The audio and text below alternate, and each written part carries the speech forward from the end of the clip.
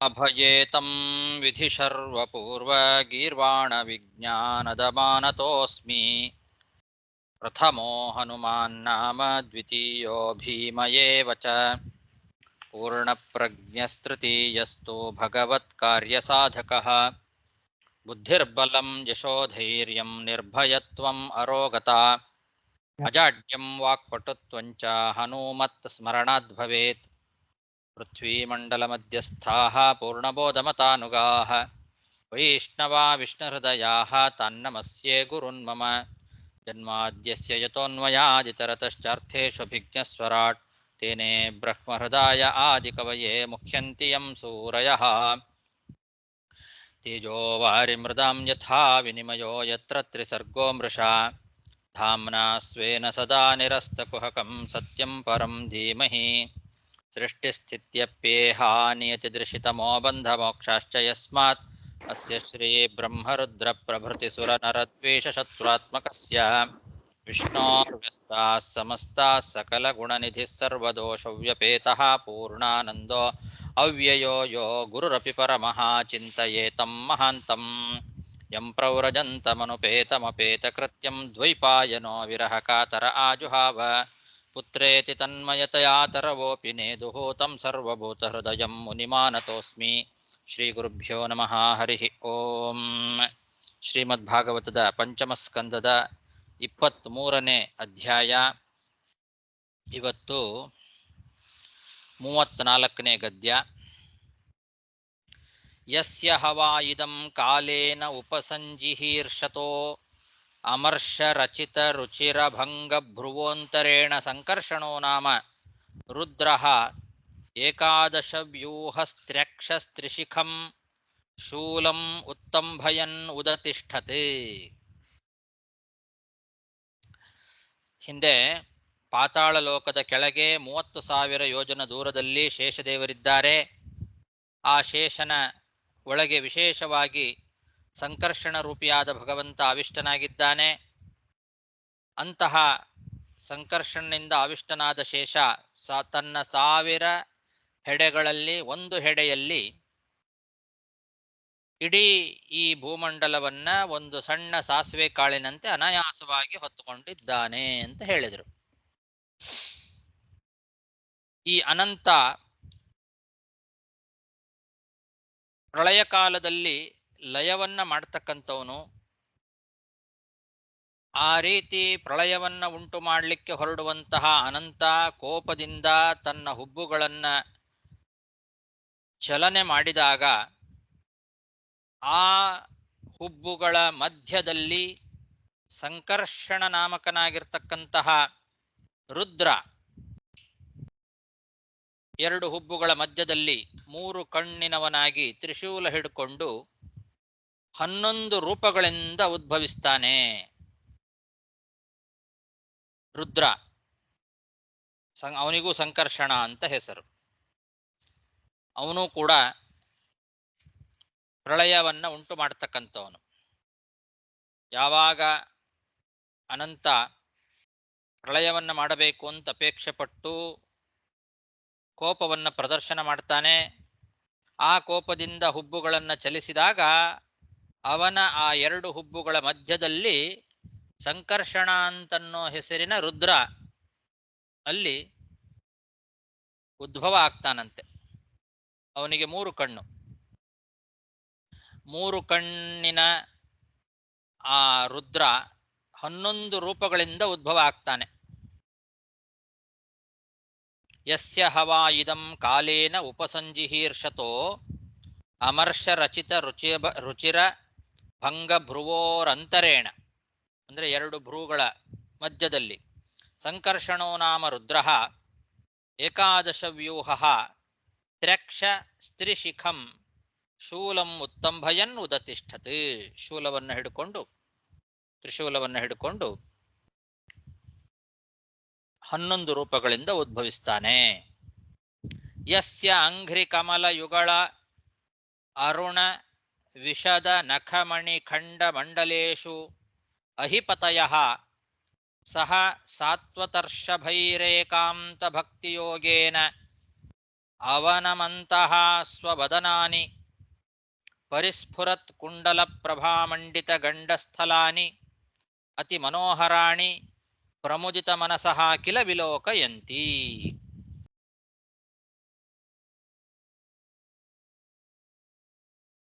ಅನಂತ ಏನಿದ್ದಾನೆ ಅವನು ಪ್ರಳಯವನ್ನ ಮಾಡಲಿಕ್ಕೆ ಹೊರಟಿದ್ದಾನೆ. ಆ ಅನಂತನ ಪಾದಗಳ ವಂದನೆಯನ್ನ ಏಕಾಂತ ಭಕ್ತಿಯೋಗದಿಂದ ನಾಗರಾಜರು ಮತ್ತೆ ಬೇರೆ ಬೇರೆ ಪರಮ ಭಗವದ್ಭಕ್ತರು ಅವರೆಲ್ಲ ಸೇರಿ ಮಾಡ್ತಾರಂತೆ. ನಾಗರಾಜರುಗಳು ಮತ್ತು ಬೇರೆ ಬೇರೆ ಪರಮ ಭಗವದ್ಭಕ್ತರು ಅವರೆಲ್ಲರ ಜೊತೆಯಲ್ಲಿ ನಾಗರಾಜರುಗಳು ಏಕಾಂತ ಭಕ್ತಿ ಯೋಗದಿಂದ ಈ ಅನಂತನ ಪಾದಾಭಿವಂದನೆಯನ್ನ ಮಾಡ್ತಾರೆ. ಈ ಅನಂತನ 2 ಪಾದಕಮಲಗಳಲ್ಲಿ ಕೆಂಪಾಗಿ ಹೊಳಿತಾ ಇರತಕ್ಕಂತಹ ನಖರತ್ನ ಮಂಡಲಗಳಲ್ಲಿ ತಮ್ಮ ಮುಖಗಳನ್ನ ಕಾಣ್ತಾರೆ. ಅತ್ಯಂತ ಸುಂದರವಾದ ಮುಖ, ಹೊಳಿತಕ್ಕಂತಹ ಕುಂಡಲಗಳ ಪ್ರಭೆಗಳಿಂದ ಅಲಂಕೃತವಾದ ಕಪೋಲಗಳು, ಅಂತಹ ಕಪೋಲಗಳು ಉಳ್ಳಂತಹ ಅತ್ಯಂತ ಸುಂದರವಾದ ತಮ್ಮ ಮುಖಗಳು ಆ ಭಗವಂತನ ಅನಂತನ ಪಾದಕಮಲಗಳಲ್ಲಿ ನಖ ರತ್ನ ಮಂಡಲಗಳಲ್ಲಿ ಹೊಳಿತಾ ಇರ್ತದೆ. ಇದು ಪ್ರತಿಫಲಿಸ್ತಾ ಇರ್ತದೆ ಇವರ ಮುಖ. ಅದನ್ನ ನೋಡಿ ತಮ್ಮ ಮನಸ್ಸಿನಲ್ಲೇ ಆನಂದವನ್ನು ಅನುಭವಿಸ್ತಾರೆ.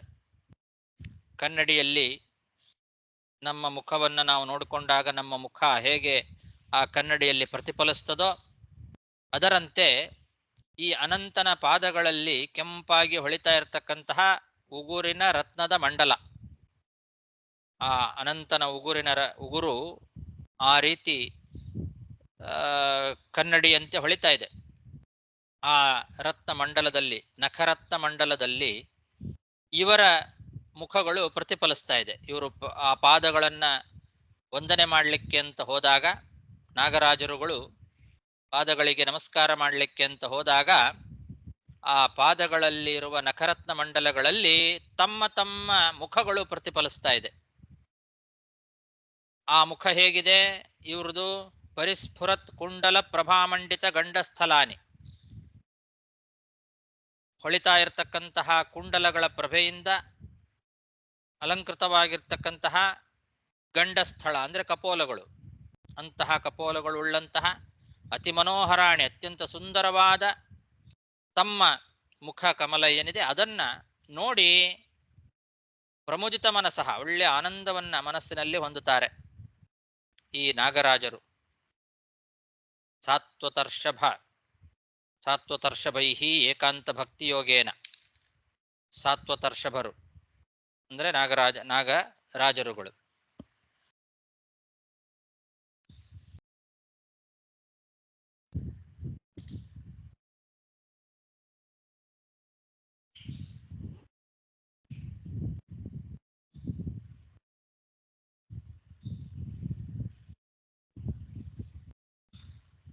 ಯಸ್ಯಾಂಘ್ರಿ ಕಮಲಯುಗಳ ಅರುಣ ವಿಶದ ನಖ ಮಣಿಖಂಡ ಮಂಡಲೇಶು ಅಹಿಪತಯಃ ಸಹ ಸಾತ್ವತರ್ಷಭೈಹಿ. ಅಹಿಪತಯಃ ಅಂದ್ರೆ ಅಹಿ ಅಂದ್ರೆ ನಾಗಗಳು, ಅವುಗಳಿಗೆ ರಾಜರುಗಳು, ಪತಯ ನಾಗರಾಜರುಗಳು.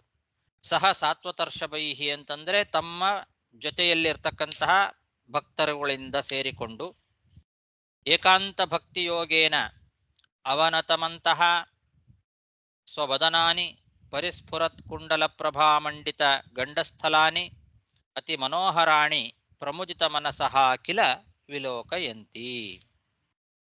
ಯಸ್ಯೈವ ಹಿ ನಾಗರಾಜಕುಮಾರ್ಯಃ ಆಶಿಷಃ ಆಶಾಸಾನಾಃ ಚಾರ್ವಂಗ ಧವಲಯ ವಿಲಸಿತ ವಿಶದ ವಿಪುಲ ಧವಳ ಸುಭಗ ರುಚಿರ ಭುಜ ರಜತ ಸ್ತಂಭೇಶು ಅಗರು ಚಂದನ ಕುಂಕುಮ ಪಂಕಾನವಲಿಂಪಮಾನಾಃ ತದಭಿಮರ್ಶನೋನ್ಮಥಿತ ಹೃದಯಂ ಉನ್ಮಥಿತ ಹೃದಯ ಮಕರಧ್ವಜಾವೇಶ ರುಚಿರ ಲಲಿತ ಸ್ಮಿತಾಃ ತದನುರಾಗಮುದಿತಾಃ ಮದಾಘೂರ್ಣಿತ ಅರುಣಾವಲೋಕನಯನ ವದನಾರವಿಂದಂ ಸವ್ರೀಳಂ ಕಿಲ ವಿಲೋಕಯಂತಿ.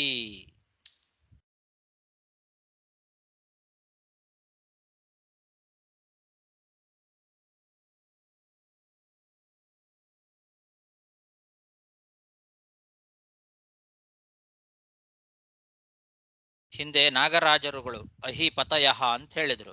ನಾಗರಾಜರುಗಳು ಈ ಅನಂತನ ಪಾದಗಳಿಗೆ ನಮಸ್ಕಾರ ಮಾಡ್ತಾ ತಮ್ಮ ಮುಖವನ್ನ ಆ ಪಾದದ ಉಗುರಿನಲ್ಲಿರುವ ಆ ಒಂದು ರತ್ನಮಂಡಲದಲ್ಲಿ ಪ್ರತಿಫಲಿಸೋದನ್ನ ಕಾಣ್ತಾರೆ, ಮನಸ್ಸಿನಲ್ಲಿ ಆನಂದವನ್ನು ಹೊಂದುತ್ತಾರೆ ಅಂತ. ಆ ನಾಗರಾಜರ ಕುಮಾರಿಯರು ಈ ಅನಂತನಿಂದ ತಮ್ಮ ಇಷ್ಟಾರ್ಥಗಳನ್ನ ಪಡೀಬೇಕು ಅಂತ ಬಯಸ್ತಕ್ಕಂಥವ್ರು. ನಾಗರಾಜ ಕುಮಾರ್ಯಃ ಆಶಾಸಾನಾಹ ಅಂತಂದ್ರೆ ಈ ಅನಂತನಿಂದ ಬೇಕಾದ ಇಷ್ಟಾರ್ಥಗಳನ್ನ ಪಡೀಬೇಕು ಅಂತ ಬಯಸ್ತಕ್ಕಂತಹ ನಾಗರಾಜ ಕುಮಾರಿಯರು ತಮ್ಮ ತೋಳುಗಳು ಸುಂದರವಾದಂತಹ ತೋಳಿನ ಬಳೆಗಳಿಂದ ಕೂಡಿರ್ತಕ್ಕಂತಹ ನಿರ್ಮಲವಾದ ದುಂಡಾದ ಬಿಳಿಯಾದ ಮನೋಹರವಾದ ಬೆಳ್ಳಿಯ ಕಂಬಗಳಂತೆ ಇರುವಂತಹ ಅವನ ತೋಳುಗಳು ಅನಂತನ ತೋಳುಗಳಿಗೆ ಚಂದನ, ಅಗರು, ಕುಂಕುಮ ಮೊದಲಾದವುಗಳ ದ್ರವವನ್ನ ಲೇಪ ಮಾಡಿ ಹಚ್ತಾರೆ. ನಾಗರಾಜ ಕುಮಾರಿಯರು ಆ ಅನಂತನ ತೋಳುಗಳಿಗೆ ಅಗರು, ಚಂದನ, ಕುಂಕುಮ ಮೊದಲಾದ ದ್ರವ ಲೇಪವನ್ನ ಮಾಡ್ತಾರಂತೆ. ಆ ತೋಳುಗಳು ಹೇಗಿದೆ ಅಂದ್ರೆ ತೋಳುಗಳ ಬಳೆಗಳಿಂದ ಕೂಡಿದೆ.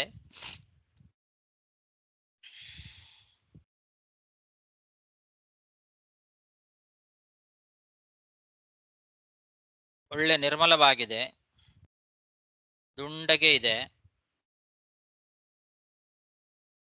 ಬಿಳಿಯಾಗಿದೆ, ಒಳ್ಳೆ ಮನೋಹರವಾದ ಬೆಳ್ಳಿಯ ಕಂಬಗಳಂತೆ ಕಾಣಿಸ್ತಾ ಇದೆ. ರಜತಸ್ತಂಭೇಶು, ಭುಜ ರಜತಸ್ತಂಭೇಶು ಅಂದ್ರೆ ಬೆಳ್ಳಿಯ ಕಂಬಗಳಂತೆ ಇರುವಂತಹ ತೋಳುಗಳು. ಆ ತೋಳುಗಳಿಗೆ ಅಗರು, ಚಂದನ, ಕುಂಕುಮ ಮೊದಲಾದ ದ್ರವ ಲೇಪವನ್ನ ಹಚ್ಚುತ್ತಾರೆ.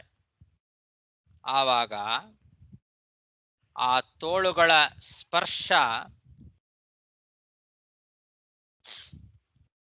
ಈ ನಾಗರಾಜ ಕುಮಾರಿಯರ ಎದೆಯನ್ನ ಕಲುಕ್ತದೆ. ಆ ತೋಳುಗಳನ್ನ ಸ್ಪರ್ಶ ಮಾಡಿದ್ರಿಂದ ಆ ತೋಳುಗಳಿಗೆ ಅಗರು, ಚಂದನ, ಕುಂಕುಮಗಳ ಲೇಪವನ್ನ ಮಾಡಲಿಕ್ಕೆ ಅಂತ ಆ ತೋಳುಗಳನ್ನೇನು ಸ್ಪರ್ಶ ಮಾಡಿದ್ರು ಆ ಸ್ಪರ್ಶದಿಂದಲೇ ಈ ನಾಗರಾಜ ಕುಮಾರಿಯರ ಎದೆ ಕಲುಕು ಬಿಡುತ್ತದೆ. ಆ ಎದೆಯಲ್ಲಿ ಮನ್ಮಥನ ಆವೇಶ ಆಗ್ತದೆ. ಅದರಿಂದ ಇವರ ಸುಂದರವಾದ ಮನೋಹರವಾದ ಮುಖದಲ್ಲಿ ಮಂದಹಾಸ ಅರಳುತ್ತದೆ.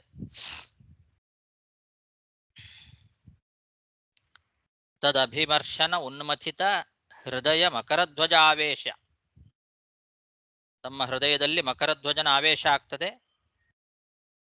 ಆ ಮನ್ಮಥನ ಆವೇಶದಿಂದ ತಮ್ಮ ಮುಖ ಅರಳುತ್ತದೆ, ಆ ಮುಖದಲ್ಲಿ ಮಂದಹಾಸ ತುಂಬುತ್ತದೆ.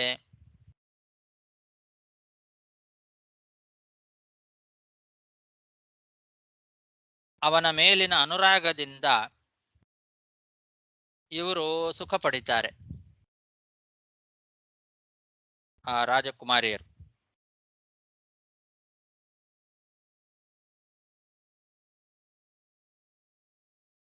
ಆ ಅನಂತ ಕೆಂಪಾಗಿ ಕಾಣತಕ್ಕಂತಹ ಅವನ ಕಣ್ಣುಗಳು ಆ ಕೆಂಪು ಕಣ್ಣಿನ ಮತ್ತೇರಿದ ಅವನ ಮುಖ ಕಮಲವನ್ನ ನೋಡ್ತಾರೆ, ನೋಡಿ ನಾಚಿಕೊಳ್ತಾರೆ. ಸವ್ರೀಳಂ ಕಿಲ ವಿಲೋಕಯಂತಿ, ನಾಚಿಕೆಯಿಂದ ಅವನ ಮುಖವನ್ನ ನೋಡ್ತಾರೆ. ಅವನ ಮುಖ ಮತ್ತೇರಿ ಕೆಂಪಾಗಿರ್ತದೆ, ಕಣ್ಣುಗಳು ಮದ ಏರಿದ್ರಿಂದ ಕಣ್ಣು ಕೆಂಪಾಗಿರ್ತದೆ. ಅಂತಹ ಕೆಂಪಾದ ಕಣ್ಣುಗಳುಳ್ಳಂತಹ ಅವನ ವದನಾರವಿಂದಂ ಮುಖಕಮಲವನ್ನ ಸವ್ರೀಳಂ ವಿಲೋಕಯಂತಿ ಅಂದ್ರೆ ನಾಚಿಕೆಯಿಂದ ನೋಡ್ತಾರೆ, ನೋಡಿ ನಾಚಿಕೊಳ್ತಾರೆ.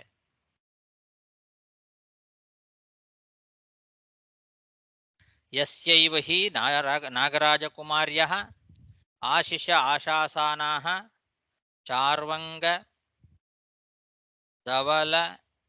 ಧವಲಯ ವಿಕಸಿತ ವಿಶದ ವಿಪುಲ ಧವಳ ಸುಭಗ ರುಚಿರ ಭುಜ ರಜತಸ್ತಂಭೇಷು.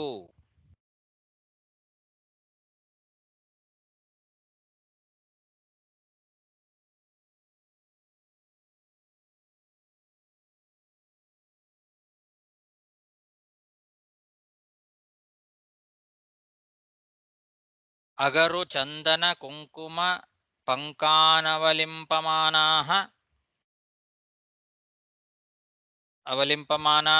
ತದಭಿಮರ್ಶನೋನ್ಮಥಿತ ಹೃದಯ ಮಕರಧ್ವಜಾವೇಶ ರುಚಿರ ಲಲಿತ ಸ್ಮಿತಾಃ ತದನುರಾಗ ಮುದಿತಾಃ ಮದಾಘೂರ್ಣಿತ ಅರುಣ ಅವಲೋಕ ನಯನ ವದನಾರವಿಂದಂ ಸವ್ರೀಳಂ ಕಿಲ ವಿಲೋಕಯಂತಿ. ಆಚಾರ್ಯ ಇಲ್ಲಿ ಒಂದು ನಮ್ಮ ಪುಸ್ತಕಕ್ಕೆ ಕುಂಕುಮ ಪಂಕ ಅನುಲೇಪೇನ ಅವಲಿಂಪಮಾನಾಃ ಆಗಿದ್ದಾರೆ ಒಂದು ಅನ್ನೋದೇ, ಅಂದ್ರೆ ಅಲ್ಲಿ ಪದ ವಿಭಾಗ ಮಾಡಿದ್ದಾರೆ.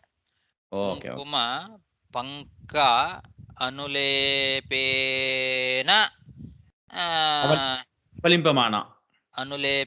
ಅವಲಿಂಪಮಾನಾಃ ಅಂತ ಅಲ್ಲಿ ಬರೆದಿದ್ದಾರೆ. ಇಲ್ಲಿ ಕುಂಕುಮ ಪಂಕ ಅವಲಿಂಪಮಾನಾಃ ಅಂತಿದೆ.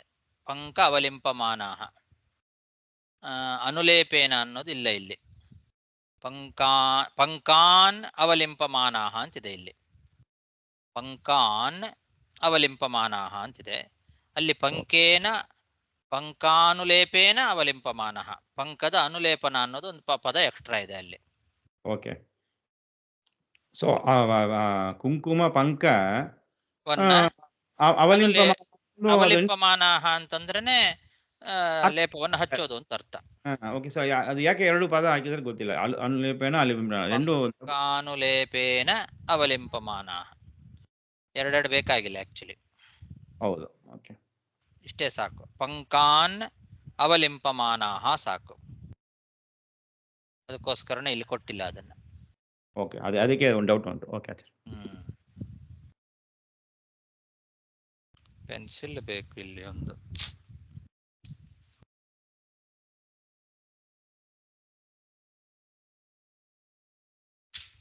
ಈ ಗದ್ಯ ತುಂಬಾ ಸುಂದರವಾಗಿದೆ ಆಚಾರ್ಯ. ಇದು ಗದ್ಯದಲ್ಲಿ ತುಂಬಾ ಸುಂದರವಾಗಿರುವ ಒಂದು ಗದ್ಯ. ನನ್ ಚಂದಾಗಿದೆ. ಯಾಕೆ? ಪದಗಳು ಪ್ರಯೋಗ ಚಂದಾಗಿದೆ. ಪದ ಪ್ರಯೋಗನೂ ಹಾಗೆ. ಹೌದು, ಶೃಂಗಾರ ರಸವನ್ನ ವರ್ಣನೆ ಮಾಡುವಂತಹ ಒಂದು ಗದ್ಯ. ಅದಕ್ಕೆ ಶೃಂಗಾರವಾದ ಪದಗಳನ್ನೇ ಪ್ರಯೋಗ ಮಾಡಿದ್ದಾರೆ.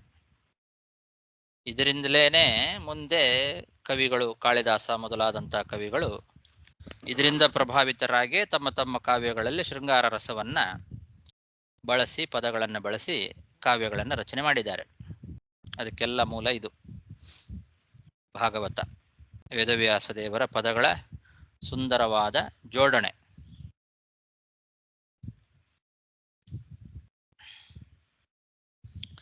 ಸಯೇಷ ಭಗವಾನ್ ಅನಂತೋ ಅನಂತ ಗುಣಾರ್ಣವಃ ಆದಿದೇವ ಉಪಸಂಹೃತ ಅಮರ್ಷ ರೋಷ ವೇಗೋ ಲೋಕಾನಾಂ ಸ್ವಸ್ಥಯೇ ಆಸ್ತೆ.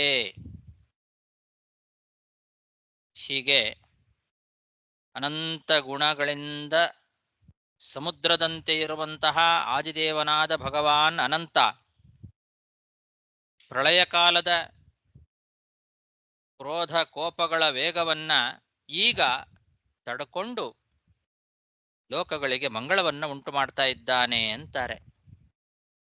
ಪ್ರಳಯ ಕಾಲದಲ್ಲಿ ಅವನ ಕೋಪ ಏನಿದೆ ಅಲ್ಲ, ಇಡೀ ಜಗತ್ತನ್ನೇ ಸುಟ್ಟು ಭಸ್ಮ ಮಾಡಿಬಿಡ್ತದೆ. ಅಂತಹ ಕೋಪ ಒಂದು.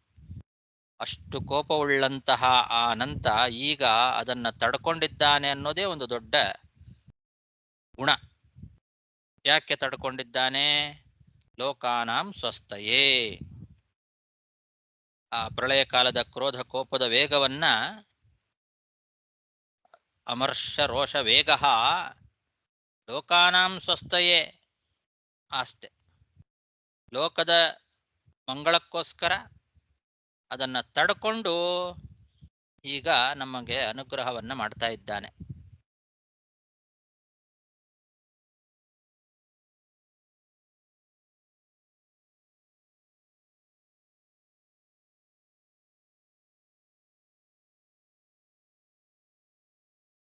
ಉಪಸಂಹೃತ ಅಮರ್ಷ ರೋಷ ವೇಗ.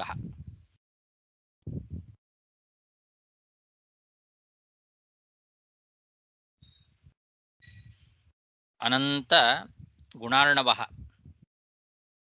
ಹಿಂದೆ ಹೇಳಿದಂತೆ ಶೃಂಗಾರ ಮೊದಲಾದ ಅನಂತ ಗುಣಗಳಿಂದ ಸಮುದ್ರದಂತೆ ಇದ್ದಾನೆ. ಅಂತಹ ಭಗವಾನ್ ಆದಿದೇವನಾದ ಅನಂತ ತನ್ನ ಆ ಪ್ರಳಯ ಕಾಲದ ಕ್ರೋಧದ ಕೋಪದ ವೇಗವನ್ನ ಲೋಕಕ್ಷೇಮಕ್ಕೋಸ್ಕರ ತಡಕೊಂಡು ಎಲ್ಲರಿಗೂ ಮಂಗಳವನ್ನ ಉಂಟು ಮಾಡ್ತಾ ಇದ್ದಾನೆ. ಸ ಏಷ ಭಗವಾನ್ ಅನಂತೋ ಅನಂತ ಗುಣಾರ್ಣವಃ ಆದಿದೇವಃ ಉಪಸಂಹೃತ ಅಮರ್ಷ ರೋಷ ವೇಗೋ ಲೋಕಾನಾಂ ಸ್ವಸ್ಥಯೇ ಆಸ್ತೆ. ಧ್ಯಾಯಮಾನಃ ಸುರಾಸುರ ಉರಗ ಸಿದ್ಧ ಗಂಧರ್ವ ವಿದ್ಯಾಧರ ಮುನಿಗಣೈಃ ಅನವರತ ಮದ ಮುದಿತ ವಿಕೃತ ವಿಹ್ವಲ ಲೋಚನಃ ಸುಲಲಿತ ಮುಖರಿತ ಅಮೃತೇನ ಆಪ್ಯಾಯಮಾನಃ ಸ್ವಪಾರ್ಷದ ವಿಬುಧ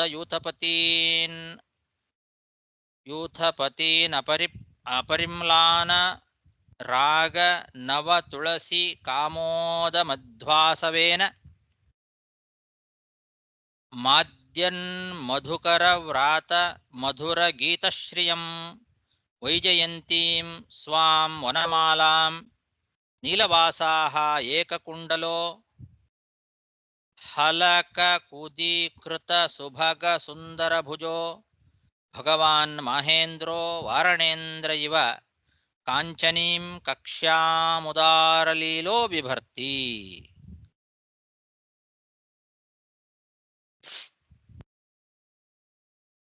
ಈ ಅನಂತನನ್ನ ದೇವತೆಗಳು, ಅಸುರರು, ಉರಗರು, ಸಿದ್ಧರು, ಗಂಧರ್ವರು, ವಿದ್ಯಾಧರರು, ಮುನಿಗಳು ಇವರೆಲ್ಲರ ಸಮೂಹ ಈ ಅನಂತನನ್ನ ಧ್ಯಾನ ಮಾಡುತ್ತಾರೆ.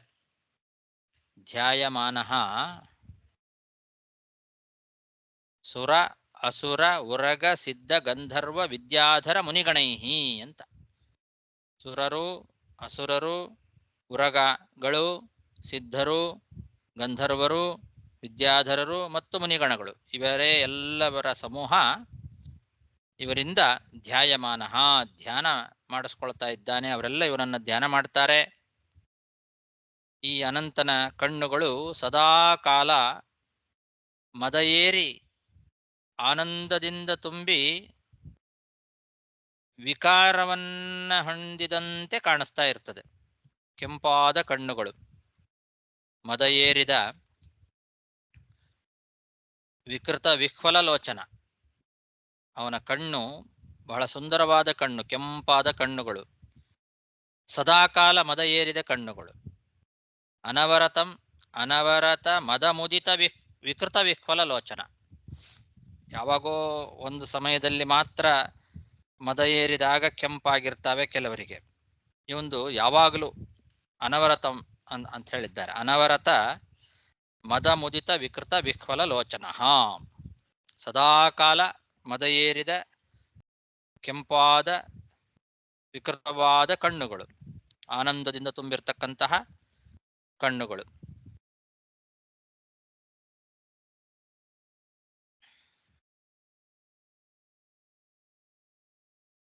ಅವನ ಮಾತು ಸುಂದರವಾದ ವಚನಾಮೃತದಿಂದ ತನ್ನ ಸುತ್ತಮುತ್ತಲೂ ಇರುವಂತಹ ದೇವಶ್ರೇಷ್ಠರುಗಳನ್ನ ಆಪ್ಯಾಯನಗೊಳಿಸ್ತಾನೆ. ಸುಲಲಿತ ಮುಖರಿತ ಅಮೃತೇನ ಆಪ್ಯಾಯಮಾನ ಅಂದರೆ ತನ್ನ ಮಾತುಗಳು ಸುಂದರವಾದ ವಚನಾಮೃತದಿಂದ ಮುಖರಿತ ಅಮೃತೇನ ಆಪ್ಯಾಯಮಾನ ಸ್ವಪಾರ್ಷದ ವಿಬುಧ ಯೂತಪತೀನ್, ತನ್ನ ಪಕ್ಕದಲ್ಲಿರ್ತಕ್ಕಂತಹ ಪಾರ್ಷದರಾದಂತಹ ದೇವಶ್ರೇಷ್ಠರುಗಳನ್ನ ತನ್ನ ಸುಂದರವಾದ ವಚನಾಮೃತದಿಂದ ಆಪ್ಯಾಯನಗೊಳಿಸ್ತಾ ಇದ್ದಾನೆ.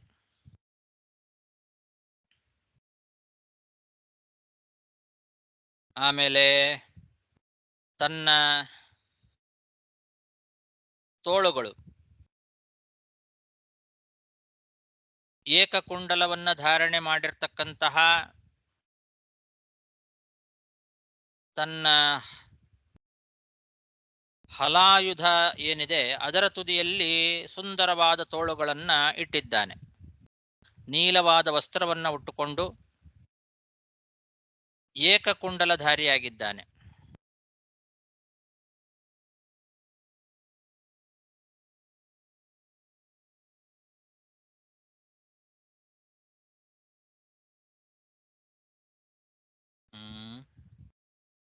ಯೂಥಪತಿ ಅಪರಿಮ್ಲಾನ ರಾಗ ನವ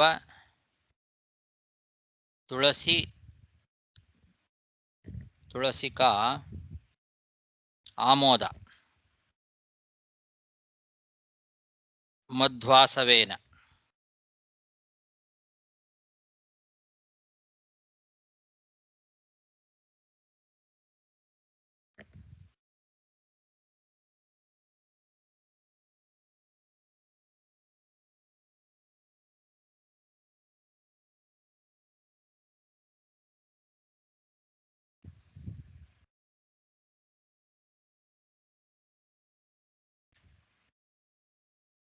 ಎಳೆ ತುಳಸಿಯ ಸುಗಂಧಭರಿತವಾದ ಮಧುರ ರಸ. ವೈಜಯಂತಿ ಮಾಲೆ ಧಾರಣೆ ಮಾಡಿದ್ದಾನೆ, ಅದನ್ನ ಹೇಳಿಸ್ತಾ ಇದ್ದಾರೆ. ಆ ವೈಜಯಂತಿ ಮಾಲೆಯಲ್ಲಿ ದುಂಬಿಗಳ ಹಿಂಡುಗಳು, ಮಾದ್ಯನ್ ಮಧುಕರವ್ರಾತ ಮಧುರ ಗೀತಶ್ರಿಯಂ ವೈಜಯಂತಿಂ, ಅದು ಯಾವತ್ತೂ ಬಾಡೋದೇ ಇಲ್ಲ ಅಂಥ ಒಂದು ವೈಜಯಂತಿ ಮಾಲೆ. ಅದರ ಕಾಂತಿ ಬಾಡೋದಿಲ್ಲ. ಅಂತಹ ವೈಜಯಂತಿ ಮಾಲೆಯಲ್ಲಿ ದುಂಬಿಗಳ ಹಿಂಡುಗಳಿದ್ದಾವೆ.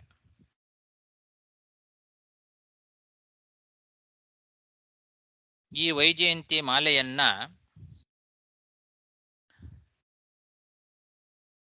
ಇಂದ್ರದೇವರು ಭಗವಾನ್ ಐರಾವತ ಗಜರಾಜ ಬಂಗಾರದ ನಡುಪಟ್ಟಿಯನ್ನ ಧಾರಣೆ ಮಾಡುವಂತೆ ಈ ಅನಂತ ವೈಜಯಂತಿ ಮಾಲೆಯನ್ನು ಧಾರಣೆ ಮಾಡಿದ್ದಾನೆ.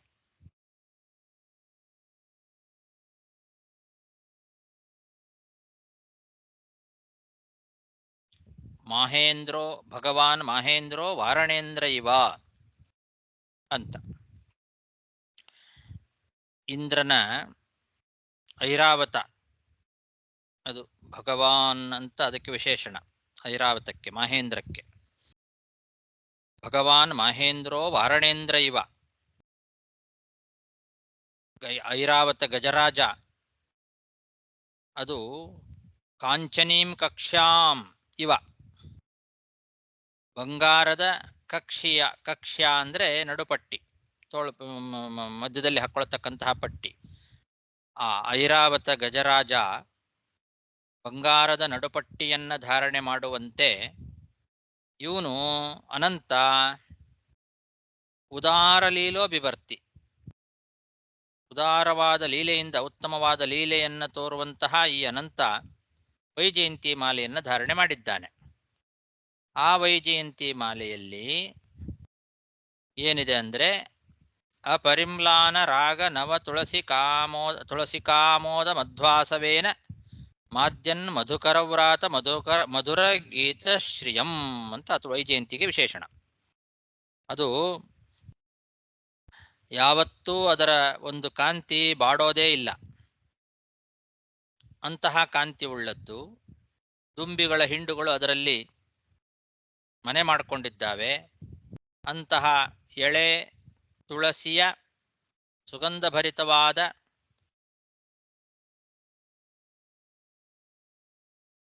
ಒಂದು ಕಾಂತಿ, ಮಧುರ ರಸ, ಅದನ್ನ ಉಂಡು ಈ ದುಂಬಿಗಳ ಹಿಂಡುಗಳು ಏನು ಮಾಡ್ತಾ ಇದ್ದಾವೆ, ಮದ ಏರಿ ಮಧುರವಾಗಿ ಹಾಡ್ತಾ ಇದ್ದಾವೆ. ಗುಯ್ಗುಟ್ಟೋದು ದುಂಬಿಗಳು ಆ ವೈಜಯಂತಿ ಮಾಲೆಯಲ್ಲಿರ್ತಕ್ಕಂತಹ ಆ ಎಳೆ ತುಳಸಿಯ ಸುಗಂಧಭರಿತವಾದ ಮಧುರಸವನ್ನು ಉಂಡು ಮತ್ತೇರಿ ಸುಂದರವಾಗಿ ಮಧುರವಾಗಿ ಹಾಡು ಹೇಳ್ತಾ ಇದ್ದಾವೆ. ಅಂತಹ ಒಂದು ಮಾಲೆ. ಅದರಿಂದ ಇನ್ನೂ ಆ ಮಾಲೆಯ ಸೊಬಗು ಹೆಚ್ಚುತ್ತಾ ಇದೆ. ಏಕಕುಂಡಲಃ, ಒಂದೇ ಕುಂಡಲವನ್ನು ಧಾರಣೆ ಮಾಡಿದ್ದಾನೆ. ಹಲ ಕಕುದಿಕೃತ ಸುಭಗ ಸುಂದರ ಭುಜ, ಹಲಾಯುಧ ಏನಿದೆ ಆ ಹಲಾಯುಧದ ತುದಿಯಲ್ಲಿ ತನ್ನ ಸುಂದರವಾದ ತೋಳುಗಳನ್ನು ಇಟ್ಟುಕೊಂಡಿದ್ದಾನೆ. ನೀಲವಾಸಾಹ, ನೀಲವಾದ ವಸ್ತ್ರವನ್ನು ಉಟ್ಟುಕೊಂಡಿದ್ದಾನೆ.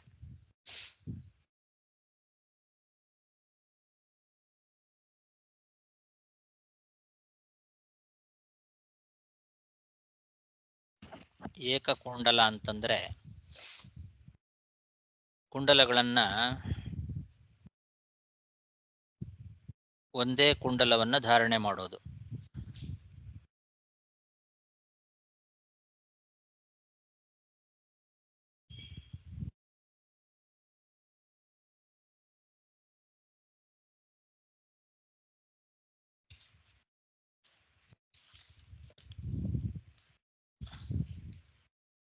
ಏಕಮೇವ ಕುಂಡಲಂ ಯಸ್ಯ ಸಹ ತಥಾ.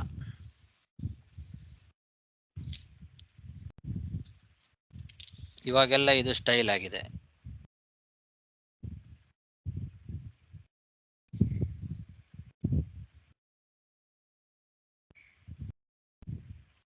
ಯಾಕೆ ಒಂದೇ ಕುಂಡಲ ಧಾರಣೆ ಮಾಡದ?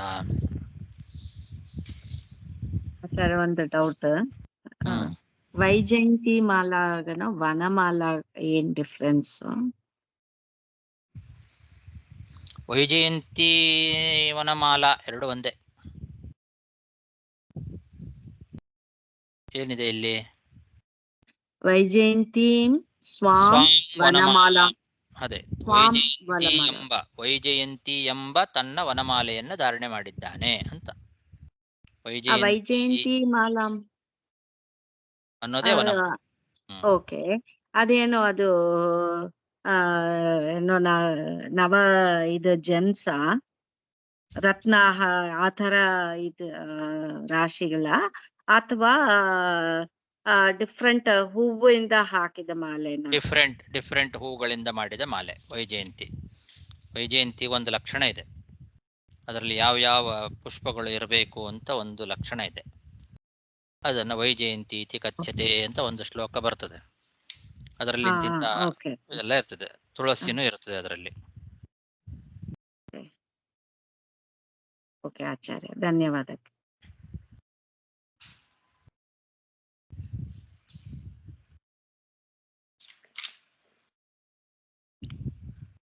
ಇಲ್ಲಿ ಒಂದು ರೂಪ, ನಾಗರೂಪ ಅಂತ ಇಟ್ಟುಕೊಂಡ್ರೆ ಒಂದೇ ಕುಂಡಲವನ್ನ ಎಲ್ಲಿ ತುದಿಗೆ, ಹೆಡೆಯ ತುದಿಯಲ್ಲಿ ಧಾರಣೆ ಮಾಡಬಹುದು. ಅದು ಕುಂಡಲ ಅಂತ. ಹಲಾಯುಧವನ್ನ ಹಿಡ್ಕೊಂಡಿದ್ದಾನೆ, ಹಲಾಯುಧದ ಮೇಲೆ ತನ್ನ ಕೈ ಇಟ್ಟುಕೊಂಡಿದ್ದಾನೆ ಅಂತಿದೆ ತೋಳುಗಳು. ಹಾಗಾಗಿ ಇದು ನಾಗರೂಪ ಅಲ್ಲ, ತೋಳುಗಳಿದ್ದಾವೆ, ಅವನ ಕೈಗಳು.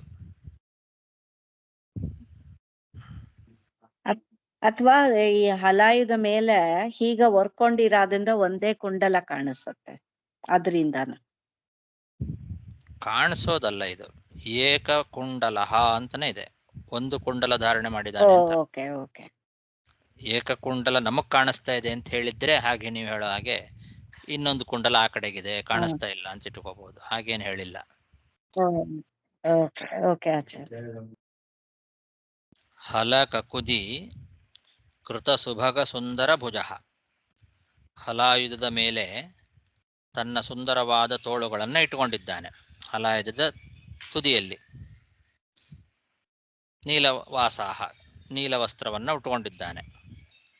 ತನ್ನ ಸುಂದರವಾದ ಮಾತುಗಳಿಂದ ಪಾರ್ಷದರಾದ ದೇವಶ್ರೇಷ್ಠರನ್ನ ಅಪ್ಯಾಯನಗೊಳಿಸ್ತಾ ಇದ್ದಾನೆ. ಕಣ್ಣುಗಳು ಸದಾ ಮದ ಏರಿ ಆನಂದ ತುಂಬಿ ವಿಕಾರಗೊಂಡಂತೆ ಇದೆ. ಐರಾವತ ಬಂಗಾರದ ನಡುಪಟ್ಟಿಯನ್ನು ಹೇಗೆ ಧಾರಣೆ ಮಾಡುತ್ತದೋ ಅದರಂತೆ ಇವನು ಉದಾರಲೀಲನಾದಂತಹ ಅನಂತ ವೈಜಯಂತಿ ಮಾಲೆಯನ್ನು ಧಾರಣೆ ಮಾಡಿದ್ದಾನೆ.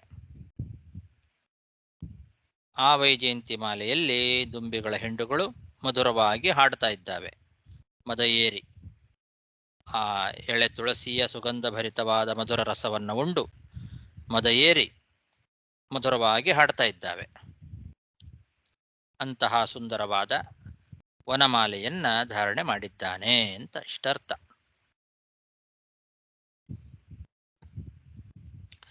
ಅವನ ರೂಪವನ್ನು ಹೇಗೆ ಚಿಂತನೆ ಮಾಡಬೇಕು ಅನ್ನೋದೇ ಅರ್ಥ ಆಗ್ತಾ ಇಲ್ಲ. ಕಕ್ಷ್ಯಾಂ ಉದರ ಬಂಧ. ಇದ್ರಲ್ಲಿ ಮನ್ನಾರ್ಗುಡಿ ರಾಜಗೋಪಾಲ ಸ್ವಾಮಿ ಅವರನ್ನು ಒಂದು ಕಿವಿಯಲ್ಲಿ ಕುಂಡಲ ಇನ್ನೊಂದು ಕಿವಿಯಲ್ಲಿ ಬೇರೆನೋ ಸ್ಟಡ್ ತರ ಹಾಕೊಂಡಿದ್ದಾರೆ ಅಂತ ಒಂದು ರೂಪ ಅಲ್ಲಿ. ಯಾವುದರದ್ದು ರೂಪ?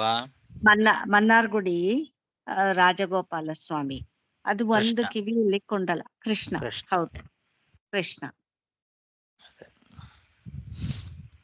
ಇವನು ಒಂದು ಕಿವಿಯಲ್ಲಿ ಕುಂಡಲ ಹಾಕೊಂಡಿದ್ದಾನೆ. ಆಚಾರ್ಯ ಇಲ್ಲಿ ಬಂದು ನಮ್ಮ ಭದ್ರಸಾರ ಸಂಘದಲ್ಲಿ ಬರ್ತಾರೆ ನಿಮಗೆ. ಸನತ್ ಕುಮಾರ ದೃಷ್ಟೋ ಅಯಂ ಮಂತ್ರಃ ಶೇಷಸ್ಯ ಕಾಮತಃ ದದಾನಃ ಅಲಸಂದೌ ಶ್ವೇತವರ್ಣಃ ಕೃತಾಂಜಲಿಃ ಸಹಸ್ರಮೂರ್ತ ಅದ್ವಿತೀಯ ಕರ್ಣಭೂಷಗ ಪ್ರಿಯಾಯುತಃ ವನಮಾಲಿ ನೀಲಾವಾಸ ದೇಯಃ ವಿಷ್ಣೋಃ ತು ಪೃಷ್ಠತಃ. ಸೊ ಈ ರೂಪಣ ಬಂದು ಸನತ್ ಕುಮಾರ್ ನೋಡಿದ ರೂಪ. ಬಟ್ ಅಲ್ಲಿ ಬಂದು ಹಲಸ ನಂದೋ, ಇಲ್ಲಿ ಒಂದು ಹಲಸ ಮುಟ್ಟಿ ಹೇಳಿದ್ದಾರೆ, ಅಲ್ಲಿ ಬಂದು ಎರಡು ಹೇಳ್ತಾರೆ, ಮುಸಲ ಅದು ಇಟ್ಟಿದ್ದಾರೆ ಕೈಲಿ. ಹಲ ಮತ್ತು ಮುಸಲ. ರೈಟ್. ಶ್ವೇತವರ್ಣ, ಅದು ಶ್ವೇತವರ್ಣಗನ ಹೇಳ್ತಾರೆ. ಇಲ್ಲಿ ಬಂದು ವರ್ಣ ಇಲ್ಲೇನ್ ಹೇಳಿದ್ದಾರೆ? ಇಲ್ಲಿ ಅಲ್ಲ, ಇಲ್ಲಿ ಒಂದು ವರ್ಣ ಇಟ್ಕೋಬೇಕಷ್ಟೆ. ಅವಂದು ನೀಲವಾಸ, ಅಲ್ಲೂ ನೀಲವಾಸ ಹೇಳಿದ್ದಾರೆ. ಹೌದು. ವನಮಾಲಿ ನೀಲವಾಸ ದೇಹ ವಿಷ್ಣು, ನೀಲವಾದ ಬಟ್ಟೆ ಉಟ್ಕೊಂಡಿದ್ದಾನೆ. ಅವಂದು ಬಣ್ಣ ಶ್ವೇತವರ್ಣನೆ. ಶ್ವೇತವರ್ಣ. ಕೃತಾಂಜಲಿ ಕೆಂಪು. ಕೈಗೆ ಮುಕ್ಕೊಂಡಿದ್ದಾನೆ. ಸಾವಿರ ತಲ ಇದಕ್ಕೂ ಭಾಗವತನ ಕೋಟ್ ಮಾಡ್ತಾರೆ. ಇಲ್ಲಿಯೂ ನೀಲಾವಾಸ ಏಕಕುಂಡಲಗ ಭಾಗವತ ಶ್ಲೋಕನ ಕೋಟ್ ಮಾಡ್ತಾರೆ. ಬಟ್ ತಂತ್ರಸಾರದಲ್ಲಿ ಕೊಟ್ಟಿದ್ದಾರೆ. ಯಾರು ಭಾಗವತ ಕೋಟ್ ಮಾಡ್ತಾರೆ? ವ್ಯಾಖ್ಯಾನ ಬರೆದವರು. ಎಲ್ಲಿ ವ್ಯಾಖ್ಯಾನ ನೋಡ್ತಾ ಇದ್ದೀರಿ ನೀವು? ತಂತ್ರಸಾರ ಬುಕ್ಕಲ್ಲಿ ವ್ಯಾಖ್ಯಾನ. ತಂತ್ರಸಾರದ ವ್ಯಾಖ್ಯಾನದಲ್ಲಿ ಭಾಗವತದ ಈ ಶ್ಲೋಕವನ್ನ ಕೋಟ್ ಮಾಡಿದಾರಾ? ಒಂದು ನೀಲಾವಾಸ ಏಕಕುಂಡಲಗ ಒಂದು ಕೋಟ್ ಅದಕ್ಕೆ ಮಾತ್ರ ಯಥಾ ಉಕ್ತಂ ಭಾಗವತೆ ನೀಲಾವಾಸ ಏಕಕುಂಡಲಗ. ಸರಿ. ಆ ಮುಖ ಯಾವ ತರದ್ದು? ನಾಗಮುಖನೋ, ಹಾವಿನಂತೆ ಮುಖನೋ, ಅಥವಾ ಮನುಷ್ಯರಂತೆ ಮುಖನೋ? ಆಚಾರ್ಯ, ಆ ಮನ್ನಾರ್ಗುಡಿ ರಾಜಗೋಪಾಲದ ಫೋಟೋ ಒಂದು ಇವಾಗ ಹಾಕಿದ್ದೀನಿ ಆ ಭಾಗವತ ಗ್ರೂಪ್ ಅಲ್ಲಿ, ಸ್ವಲ್ಪ ನೋಡಿ. ಅದರಲ್ಲಿ ಒಂದು ಕಿವಿಯಲ್ಲಿ ಕುಂಡಲ ಕಾಣುತ್ತೆ, ಒಂದು ಕಿವಿಲಿ ಬೇರೆ ತರ ಇದೆ ನೋಡಿ. ಎರಡು ಕಡೆನೂ ಬೇರೆ ಬೇರೆ ತರ ಇದೆ. ಸರಿ, ಅದ್ರಿಂದ ಏನ್ ಇವಾಗ? ಇಲ್ಲ, ಒಂದು ಕುಂಡಲ ಧಾರಣೆ ಅಂತ ಅಂದ್ರಲ್ಲ, ಅದರಿಂದ ಹೇಳ್ತಾ ಇದ್ದೀನಿ. ಅದು ಮನ್ನಾರ್ಗುಡಿ ರಾಜಗೋಪಾಲದ್ದು ಅಲಂಕಾರದ್ದೇ. ಆದ್ರೆ ಒಂದು ಕಿವಿಯಲ್ಲಿ ಕುಂಡಲ, ಇನ್ನೊಂದು ಕಿವಿಯಲ್ಲಿ ಇನ್ನೊಂದೇನೋ ಇನ್ನೊಂದು ಕಿವಿಯಲ್ಲಿ ಒಂದು ಗೋಪಿ ರಿಂಗ್ನ ಅದು ಹಾಕಿದ್ದಾರೆ. ಸರಿ, ಹ್ಮ್ ಅಲ್ಲಿ ಹೌದು, ಅದು ಮನ್ನಾರ್ಗುಡಿಯಲ್ಲಿ ಬಂದು ಒಂದು ಕಿವಿಯಲ್ಲಿ ಒಂದು ಕುಂಡಲ, ಇನ್ನೊಂದು ಕಿವಿಯಲ್ಲಿ ಒಂದು ಗೋಪಿನ ಒಂದು ಅಂಕುಲಿಯ ಅದು ರಿಂಗ್ ಅದು ಹಾಕಿದ್ದಾರೆ. ಇಲ್ಲಿ ಒಂದು ಕಿವಿಯಲ್ಲಿ ಕೊಂಡಲ್ಲ, ಇನ್ನೊಂದು ಅದೇ ಕಿವಿಯಲ್ಲಿ ಏನು, ಅದು ಐ ಥಿಂಕ್ ಮನ್ನಾರ್ಗುಡಿ ಹೋಲಿಸಲ್ಲ. ಅಥವಾ ಇನ್ನೊಂದು ಕಿವಿ ಇದೆಯೋ ಇಲ್ಲೋ? ನನಗೇನ್ ಡೌಟು ಅಂದ್ರೆ, ಮುಖ ಮನುಷ್ಯ ಮುಖನೋ ಅಥವಾ ಹಾವಿನ ಮುಖನೋ? ಶೇಷನಿಗೆ ದೇಹ ಮನುಷ್ಯ ದೇಹ, ಮುಖ ಮಾತ್ರ ಹಾವಿನ ದೇಹ, ಹಾವಿನ ಮುಖ ಅಂತ ಹಾಗೂ ಕೇಳಿದ ನೆನಪು. ಬಟ್ ಈ ಪ್ರಕೃತಿಯಲ್ಲಿ ಅನಂತ ಇಲ್ಲಿ ಒಂದು ಭಗವಂತನ ಬಗ್ಗೆ ಹೇಳ್ತಾ ಇದೆ ಅಲ್ವಾ? ಇಲ್ಲ, ಶೇಷನೇ ಅವನು, ಅನಂತ. ಅವನೊಳಗೆ ಸಂಕರ್ಷಣ ರೂಪಿಯಾದ ಭಗವಂತನ ಆವೇಶ. ಇಲ್ಲಿ ಅನಂತ ಅಂದ್ರೆ ಇವನು ಶೇಷನೇ. ಅದು ಎರಡೆರಡು ಮಿಶ್ರ ಸ್ತುತಿ ಅಂತ ಹೇಳಿದ್ವಲ್ಲ, ಹಾಗೆ ಮುಂಚೆ ನೋಡಿದ್ದೇವೆ ನಾವು ಅದೇ ತರ. ಮಿಶ್ರ ಸ್ತುತಿ ಮಾಡ್ತಾ ಇದ್ದಾರೆ. ಕೆಲವೆಲ್ಲ ಭಗವಂತನದ್ದು ವಿಶೇಷವಾದ ಲಕ್ಷಣಗಳಿದ್ದಾವೆ, ಅದನ್ನು ಭಗವಂತನಿಗೆ ಮಾತ್ರ ಇಟ್ಕೋಬೇಕು. ಇಲ್ಲಿ ಪ್ರಿಯಾಯುಧ ಅಂತ ಕೊಟ್ಟಿದ್ರಿಂದ ತನ್ನ ಹೆಂಡತಿಯೋടെ ಇದ್ದಾನಲ್ವಾ, ರೈಟ್? ಪ್ರಿಯಾಯುಧ, ರೈಟ್? ಸಹಸ್ರಮೂರ್ತ ಅದ್ವಿತೀಯ ಕರ್ಣಭೂಷಣ ಪ್ರಿಯಾಯುಧ. ಸೊ ತನ್ನ ಹೆಂಡತಿಯೋടെ ಇದ್ದಾನ, ರೈಟ್? ಅವಳೆ ವಾರುಣಿ, ರೈಟ್? ಅದು ಅವನಿಗೂ ಅಷ್ಟೇ, ವಾರುಣಿ. ಪ್ರಿಯಾಯುಂಗ್ ನಾಗಭೂಷಣ ಅಂತ ರುದ್ರ. ಪ್ರಿಯಾಯುಂಗ್ ಸೊ ನೀವ್ ಹೇಳಿದಂಗ ಅದು ರೂಪ ಏನಂತಿಲ್ಲ, ಪ್ರಿಯಾ ಅವರು ಬಂದು ಹಾವು ರೂಪ ಕೂಡ ತಗೊಂಬಂದ, ರೈಟ್? ಅವರೆಲ್ಲ ಏ ರೂಪ ಕೂಡ ತಗೊಂಬಂದ. ಬಟ್ ಮೊದಲ ಇಲ್ಲಿ ಕೊಡಲ್ಲ, ವ್ಯಾಖ್ಯಾನದಲ್ಲಿ ಒಂದು ಕೊಡಲ್ಲ, ಏನ್ ರೂಪ ಅವನು ನೋಡಿದ ಕೊಟ್ಟಿಲ್ಲ. ಸರಿ. ಧ್ಯಾಯಮಾನಃ ಸುರಾಸುರೋರಗ ಸಿದ್ಧ ಗಂಧರ್ವ ವಿದ್ಯಾಧರ ಮುನಿಗಣೈಃ ಅನವರತ ಮದ ಮುದಿತ ವಿಕೃತ ವಿಹ್ವಲ ಲೋಚನಃ ಸುಲಲಿತ ಮುಖಾರಿತ ಅಮೃತೇನ ಆಪ್ಯಾಯಮಾನಃ ಸ್ವಪಾರ್ಷದ ವಿಬುಧ ಯೂಥಪತೀನ್ ಅಪರಿಮ್ಲಾನ ರಾಗ ನವ ತುಳಸಿಕಾಮೋದ ಮಧ್ವಾಸವೇನ ಮಾದ್ಯನ್ ಮಧುಕರವ್ರಾತ ಮಧುರ ಗೀತಶ್ರಿಯಂ ವೈಜಯಂತೀಂ ಸ್ವಾಂ ವನಮಾಲಾಂ ನೀಲವಾಸಾಹ ಏಕಕುಂಡಲೋ ಹಲಕಕುದಿ ಕೃತ ಸುಭಗ ಸುಂದರ ಭುಜೋ ಭಗವಾನ್ ಮಹೇಂದ್ರೋ ವಾರಣೇಂದ್ರ ಇವ ಕಾಂಚನೀಂ ಕಕ್ಷ್ಯಾಂ ಉದಾರಲೀಲೋ ಬಿಭರ್ತಿ.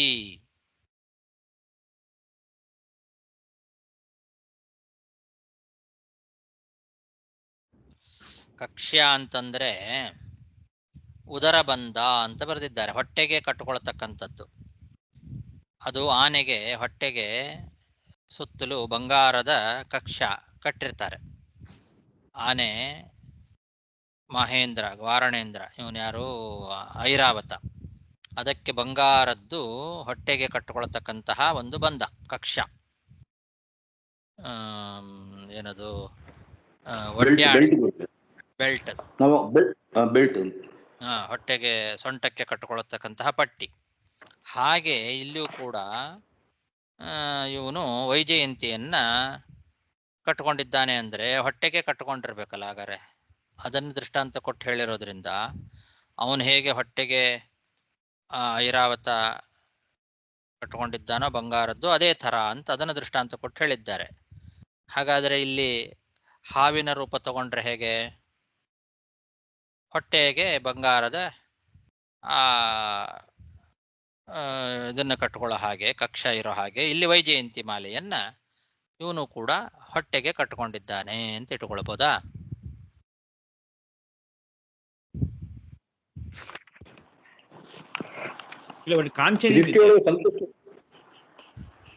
ಸಂಕೃಷ್ಟ ರೂಪಿ ಪರಮಾತ್ಮ ಇಷ್ಟೊಂದು ಹೇಳಬೇಕು. ನಾಗರಾಜನಿಗೆ ಪರಮಾತ್ಮನಿಗೆ ನಾಗರಾಜ, ಯಾಕಂದ್ರೆ ಹಿಂದೆ ನಾಗರಾಜ ಕುಮಾರಿಯರು ಇವನ ತೋಳುಗಳನ್ನ ಸ್ಪರ್ಶ ಮಾಡಿ ಅವರಿಗೆ ಮನ್ಮಥ ಆವೇಶ ಆಗತ್ತೆ, ಸುಂದರವಾಗಿ ಸುಖ ಪಡ್ತಾರೆ, ಅನುರಾಗದಿಂದ ಬತ್ತೇರಿ ಅಂತ ಬಂದಿದೆ.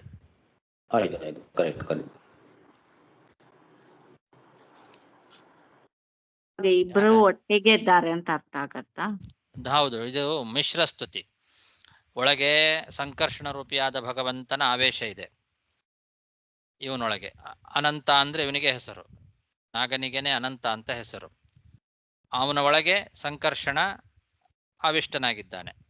ಪ್ರಳಯ ಕಾಲದಲ್ಲಿ ಇವನೇ ಈ ಅನಂತನೇ, ಅಂದ್ರೆ ಶೇಷನಿಗೆ ಅನಂತ, ಈ ಅನಂತನೇ ಕೋಪದಿಂದ ತನ್ನ ಹುಬ್ಬುಗಳನ್ನ ಅಲುಗಾಡಿಸಿದಾಗ ಅದರ ಮಧ್ಯದಿಂದಲೇನೆ ರುದ್ರ ಏಕಾದಶ ರೂಪದಿಂದ ಪ್ರಕಟನಾಗ್ತಾನೆ.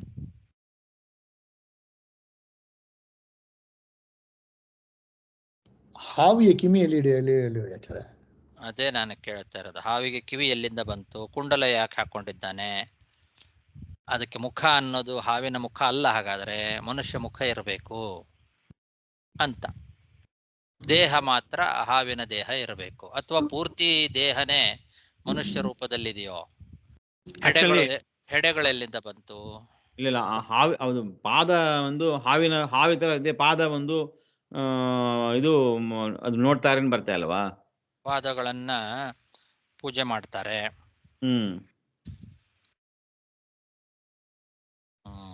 ಯುಗಲ ಯಸ್ಯ ಅಂಗ್ರಿ ಕಮಲ ಯುಗಲನಾಗಿದ್ದಾರೆ. ಯುಗಲ ಅಂದ್ರೆ ಅದು ಹಾವು, ಎರಡು ಪಾದಗಳು. ಇನ್ನೊಂದು ಆಚಾರ್ಯ, ಈ ಭೂಗೋಳ ವರ್ಣದಲ್ಲಿ ಬಂದು ವಾದಿರಾಜರು ಏನ್ ಹೇಳ್ತಾರೆ, ಈ ಹಾವು ತರ 8 ಯಾಣೆಗಳು ಇದೆ, ಅದ್ರಿಂದ ಈ ಭೂಮಿ ತಾಂಗಿದ್ದಾರೆ ಹಂಗ ಒಂದು ಮಾತು ಹೇಳ್ತಾರೆ. ಹೊಸ್ತ ಒಂದು ಮಾತ್ರ ಹಾವಿನ ಈ ತಲೆ ಮೇಲೆ 8 ಇಡೀ ಬ್ರಹ್ಮಾಂಡವನ್ನು ಹೊತ್ತುಕೊಂಡಿದ್ದಾನಲ್ಲ, ಇದು ಬ್ರಹ್ಮಾಂಡ ಹೆಡೆ ಮೇಲೆ ಇಲ್ಲ. ನಾ ಹೇಳೋದು ಬಂದು ಇಲ್ಲಿ ಈ ಭೂಮಿ ರೈಟ್, ಇದನ್ನ ಹೊತ್ತುಂದಾನೆ ರೈಟ್. ಈ ಭೂಮಿ ಈ ಪಾತಾಳಕ ಕೆಳಗೆ ಇರುವ ರೈಟ್, ಅದನ್ನ ಇದನ್ನ ಹೊತ್ತಿದ್ದಾರೆ. ಶೇಷದೇವರ ಮೇಲೆ 8 ಯಾಣೆ ಇದೆ. ಶಶಿದೇವರನ್ನ ಬಂದು ವಾಯುಕೂರ್ಮ, ವಾಯುವನ ಬಂದು ವಿಷ್ಣುಕೂರ್ಮ ರೈಟ್. ಹಂಗದ ನಾನು ನೋಡಿದೆ ಕಾಂಪದ. ಹೌದು. ಈಗ ಶೇಷದೇವರ ಮೇಲೆ ಬ್ರಹ್ಮಾಂಡ ಇದೆ ಅಂತ ಏನು ಹೇಳಿದ್ರಲ್ಲ, ಆ ಬ್ರಹ್ಮಾಂಡ ಇರಬೇಕಾದ್ರೆ ಅಲ್ಲಿ 4 ಭಾಗದಲ್ಲಿ 4 ದಿಕ್ಪಾಲಕ ಆನೆಗಳು, 8 ಭಾಗದಲ್ಲಿ 8 ದಿಕ್ಪಾಲಕ ಆನೆಗಳು ಇದ್ದಾವೆ. ಬ್ರಹ್ಮಾಂಡ ಇಲ್ಲ ಸರ್. ಈ ನಾವು ನೋಡ್ತಾ ಇಲ್ಲ, ಭೂಭಾಗ, ಅಂದನ್ ತಮಸ್ಸು ಮತ್ತು ಗಣೋದಕ ರೈಟ್, ಅದು ಒಂದು ಸರ್ಕಲ್ ರೈಟ್. ಈ ಭೂಭಾಗ 7 ಕೋಟಿ ವಿಸ್ತಾರ ಇದೆಲ್ಲ, ಅದು ಕೆಳಗೆ ಬಂದು ಪಾತಾಳ ಬರ್ತಾರೆ ರೈಟ್. ಕಡಸೀಲಿ ಬಂದು ಅದರಿಂದ ಹೊತ್ತುಂದಾಣ ನಾನು ನೆನೆಸಿಂದ ಅಲ್ಲಿ ತನಕ ಕೆಳಗತನ ಬಂದು ಭೂದೇವಿ ಇದ್ದಾರೆ ರೈಟ್. ಭೂದೇವಿನ ಬಂದು ಇವರು ಹೊತ್ತುಂದಾರೆ, ಇವ್ರನ್ನ ಬಂದು ವಾಯುಕೂರ್ಮ, ವಾಯು ಬಂದು ವಿಷ್ಣುಕೂರ್ಮ ರೈಟ್.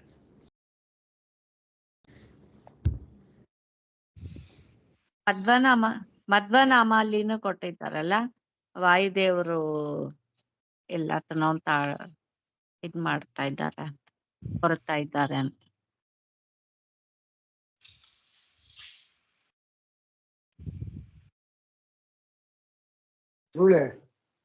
ಪರಮಾತ್ಮ ಪ್ರಾಕೃತ ಕೇಳಿಸ್ಲಿಲ್ಲ, ಕಟ್ಟಾಯ್ತು. ಯಾರೋ ಮಾತಾಡಿದ್ರು, ಕಟ್ಟಾಯ್ತು. ನಾವು ಪ್ರಾಕೃತ ಶರೀರ ಬಗ್ಗೆ ಇಟ್ಕೊಂಡು ನಾವು ಯೋಚನೆ ಮಾಡಕ್ ಆಗಲ್ಲ. ಅವನ ಅಪ್ರಾಕೃತ ಶರೀರ ಪರಮಾತ್ಮ, ಅವನು ಹೆಂಗ್ ಬೇಕಾದ್ರೆ ಇರ್ಬೋದು, ಇದು ಮಾಡ್ಬೋದಲ್ವಾ, ಊಹೆ ಮಾಡ್ಬೋದು. ಹೌದು, ನಾವು ಹೇಗ್ ಚಿಂತನೆ ಮಾಡ್ಬೇಕು? ಈಗ ನಾವು ಭಗವಂತನನ್ನ ಆರಾಧನೆ ಮಾಡ್ಲಿಕ್ಕೆ ಯಾವ್ದಾದ್ರು ಒಂದು ರೂಪವನ್ನು ನಮ್ಮ ಕಣ್ಣು ಮುಂದೆ ನಾವು ತಂದುಕೊಳ್ಬೇಕಲ್ಲ. ಅದಕ್ಕೆ ಯಾವ ರೂಪವನ್ನು ಕಣ್ಣು ಮುಂದೆ ತಂದುಕೊಂಡು ನಾವು ಚಿಂತನೆ ಮಾಡೋದು ಅಂತ. ಅವನು ಯಾವ ರೂಪ ಬೇಕಾದ್ರೆ ಹೇಗ್ ಬೇಕಾದ್ರೆ ಇರ್ತಾನೆ, ನಿಜ. ಈಗ ನಾವು ಇಲ್ಲಿ ವರ್ಣನೆ ಮಾಡ್ತಾ ಇರೋದು ಯಾವ ರೀತಿಯಾದ ರೂಪ. ಏಕಕುಂಡಲ ಅಂದ ಮೇಲೆ ಕುಂಡಲ ಹಾಕೊಂಡಿದ್ದಾನೆ ಅಂತ ಚಿಂತನೆ ಮಾಡ್ಬೇಕಾ? ಹೌದು. ಪಾದಗಳಿದೆ, 2 ಪಾದಗಳಿದೆಯಾ? ಮನುಷ್ಯನ ತರ ಮನುಷ್ಯ ರೂಪ ಇರ್ಬೋದಾಗ, ಇದು ಕಟ್ಟಿದ್ದಾರೆ ಬಂಗಾರದ್ದು. ಇದು ಕೊರಳಲ್ಲೇ ಹಾಕೊಂಡಿದ್ದಾನೆ, ವನಮಾಲೆ ಕೊರಳಲ್ಲೇ ಹಾಕೊಳ್ತಾನೆ. ಮನುಷ್ಯ ರೂಪ ಇತ್ತು ಅಂದ್ರೆ ವನಮಾಲೆ ಕೊರಳಲ್ಲೇ ಹಾಕೊಂಡಿದ್ದಾನೆ ಅಂತ ಅರ್ಥ. ಹೆಡೆ ಎಲ್ಲಿಂದ ಬಂತು? 1000 ಹೆಡೆಗಳಿದೆ ಅಂತ ವರ್ಣನೆ ಮಾಡಿದ್ದಾರೆ. 1000 ಹೆಡೆಯಲ್ಲಿ 1 ಹೆಡೆ ಮೇಲೆ ಬ್ರಹ್ಮಾಂಡವನ್ನು ಧಾರಣೆ ಮಾಡಿದ್ದಾನೆ. ಆವಾಗ ಅದು ನಾಗರ ಇದು ಬರ್ತದಾಗ ಮುಖ ಮಾತ್ರ ನಾಗರ ತರ ಇರ್ಬೋದು. ಅಂದ್ರೆ ದೇಹ ಎಲ್ಲ ಮನುಷ್ಯ ದೇಹ, ಮುಖ ಮಾತ್ರ ನಾಗದೇಹ ಅಂತ. ಹೌದು. ಆ ತರ ಇಟ್ಟುಕೊಂಡ್ರೆ ಕುಂಡಲ ಎಲ್ಲಿ ಹಾಕೊಂಡಿದ್ದಾನೆ? ನಾಗಗಳಿಗೆ ಕುಂಡಲ ಹಾಕೊಳ್ಳಿಕ್ಕೆ ಕಿವಿ ಎಲ್ಲಿಂದ ಬಂತು?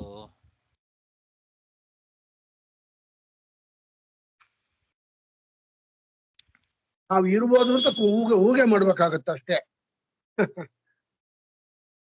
ಆ ತರ ಇರ್ಬೋದು ಪರಮಾತ್ಮ ಅಂತ ಊಹೆ ಮಾಡ್ಕೊಂಡು ಕುಂಡಲ್ ಹಾಕಿರ್ತಾನ ಅಂತ.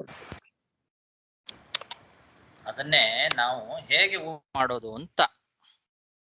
ಅದೇ ಮುಖ ಬಂದು ಮುಖ ಇದೆ, ಹಿಂದೆ ಹೆಡೆ ಇಟ್ಕೊಂಡು ಇರ್ತಾರೆ ಅಂತ ಆ ತರ. ಮನುಷ್ಯ ಮುಖದಲ್ಲಿ ಹಿಂದೆ ಹೆಡೆ ಇದೆ ಅಂತ ಹಿಂದೆ ಹೆಡೆ ಆ ತರ ಅದ್ ಮಾಡ್ಕೊಂಡ್ರೆ, ರೂಪ ಚಿಂತನೆ ಮಾಡ್ಕೊಂಡ್ರೆ ಅವಾಗ ಕುಂಡಲಕ್ಕೆ ಮನುಷ್ಯ ಮುಖದಲ್ಲಿ ಹಿಂದೆ ಎಲ್ಲಿ ತಲೆ ಮೇಲ ಹಿಂದೆ ಪ್ರಭೆ ಅಂತ ಅಲ್ಲ, ಆ ತರ.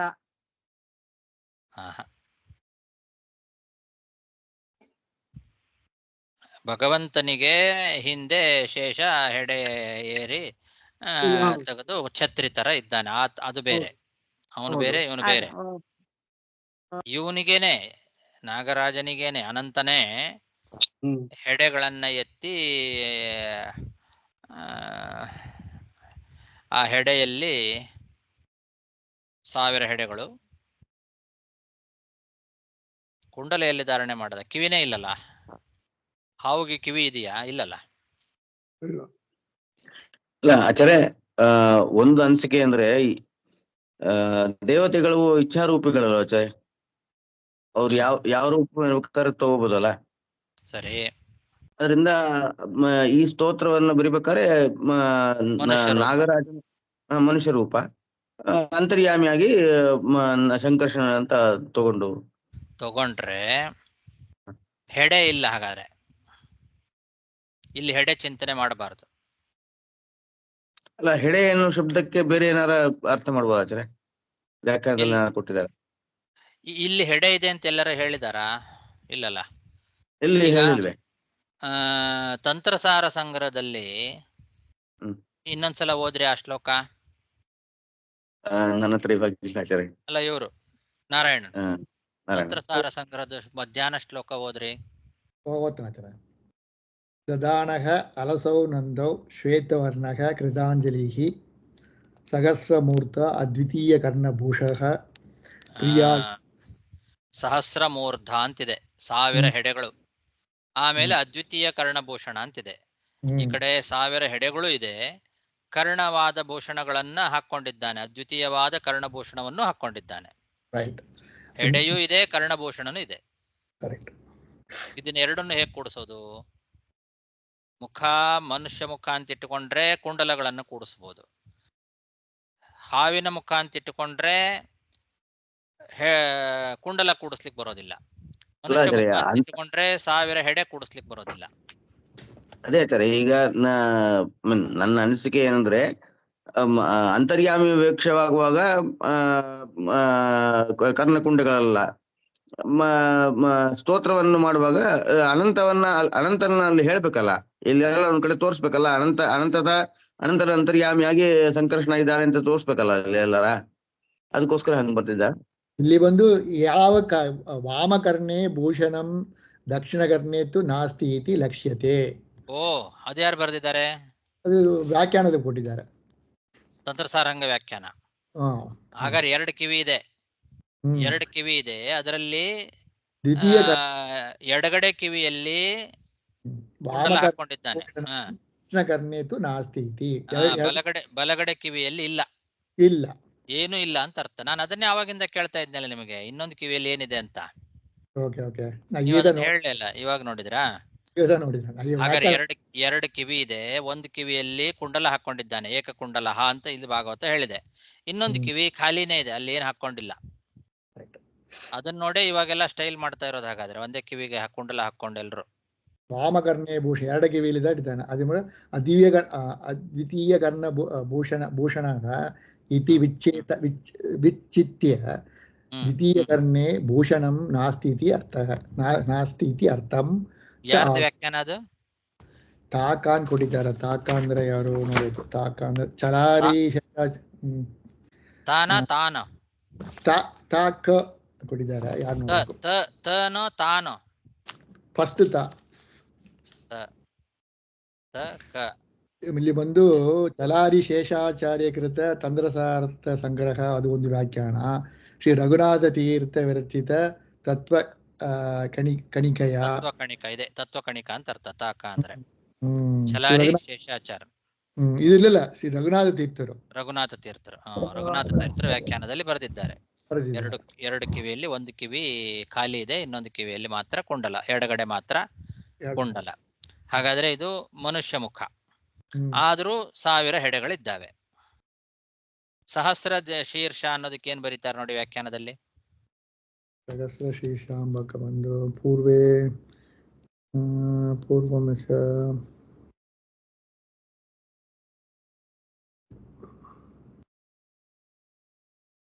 ಇದು ಕೊಳ್ಳ ಅವರು ಸಹಸ್ರ ಇವ್ರು ಕೊಳ್ಳ ಮತ್ತವರು ಕೊಟ್ಟಿದ್ದಾರೆ. ಸಹಸ್ರ ಮೂರ್ಧ ಸಹಸ್ರ ಪಣಹ 1000 ಹೆಡೆ. ರೈಟ್. ಸೊ ಅದು ಇನ್ನೊಬ್ರು ಕೊಟ್ಟಿದ್ದಾರೆ, ಇವ್ರು ಇದ್ರಲ್ಲಿ ಒಂದು ಕೊಳ್ಳ 1000 ಹೆಡೆನೂ ಇದೆ, ಮನುಷ್ಯ ಮುಖನೂ ಇದೆ. ಪಿರಿಯಾ ವಾರುಣಿ ವಿಷ್ಣೋಃ ಪೃಷ್ಠತಃ ಇತಿ ಅನೇನ ಭಗವತ್ ವಿಷ್ಣೋಃ ಪೃಷ್ಠತಃನ ಒಂದು ಅಲ್ಲಿ ಮುಂದೆ ವಿಷ್ಣುವರ ಪೃಷ್ಠದ ಸೇವೆ ಮಾಡ್ತಾರೆ ಅವರು. ಭಗವಂತನ ಮುಂದೆ ಸೇವೆ ಮಾಡ್ತಾ ಇದ್ದಾರೆ ಅಂತ ಅರ್ಥ. ಕಾಲಿ ನೀಲಾವಾಸ ದೇಯೋ ವಿಷ್ಣೋಹೋತು ಪೃಷ್ಠತಃ. ಹಿಂದೆ ಪಶ್ಚಾತ್ ಭಾಗ. ಹಿಂದೆ ಅಂದ್ರೆ ಬ್ಯಾಕ್ ಸೈಡ್. ಅದು ಮಳಕಿದ್ದಾರೆ ದೇವರ ಹಂಗ ತಗೊಂಬಕ. ದೇವರು ಬಂದು ವಿಷ್ಣು ಪೃಷ್ಠತಃನ ವಿಷ್ಣೋಸ್ತು ಪೃಷ್ಠತಃ. ಇಲ್ಲಿ ಏನು ವ್ಯಾಖ್ಯಾನ ಕೊಟ್ಟಿದ್ದಾರೆ ಅಂದ್ರೆ ಪೃಷ್ಠತಃ ಪಶ್ಚಾತ್ ಭಾಗೆ.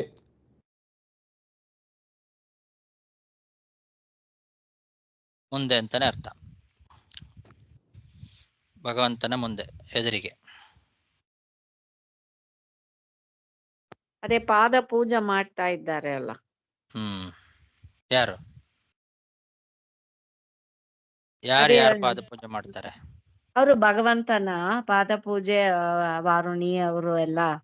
ಎಲ್ಲಿದೆ ಅದೇ ಮುಂದೆ ಒಂದು ಗದ್ಯದಲ್ಲಿ ಓದಿರಿಲ್ಲ, ಅವನ ಪಾದದಲ್ಲಿ ಇವರು ನಖಮಣಿ ಇದೆಲ್ಲ ಬಂದು ಅದು ಇವನಿಗೆ ಅದು ಅನಂತನಿಗೆ, ಅದು ಅನಂತನ ಪಾದಗಳಲ್ಲೇನೆ ಆ ನಖಮಣಿಗೆ ಆ ನಾಗರಾಜ ಕುಮಾರಿಯರು ಅವರು ತಮ್ಮ ಮುಖ ನೋಡ್ಕೊಳ್ತಾರೆ.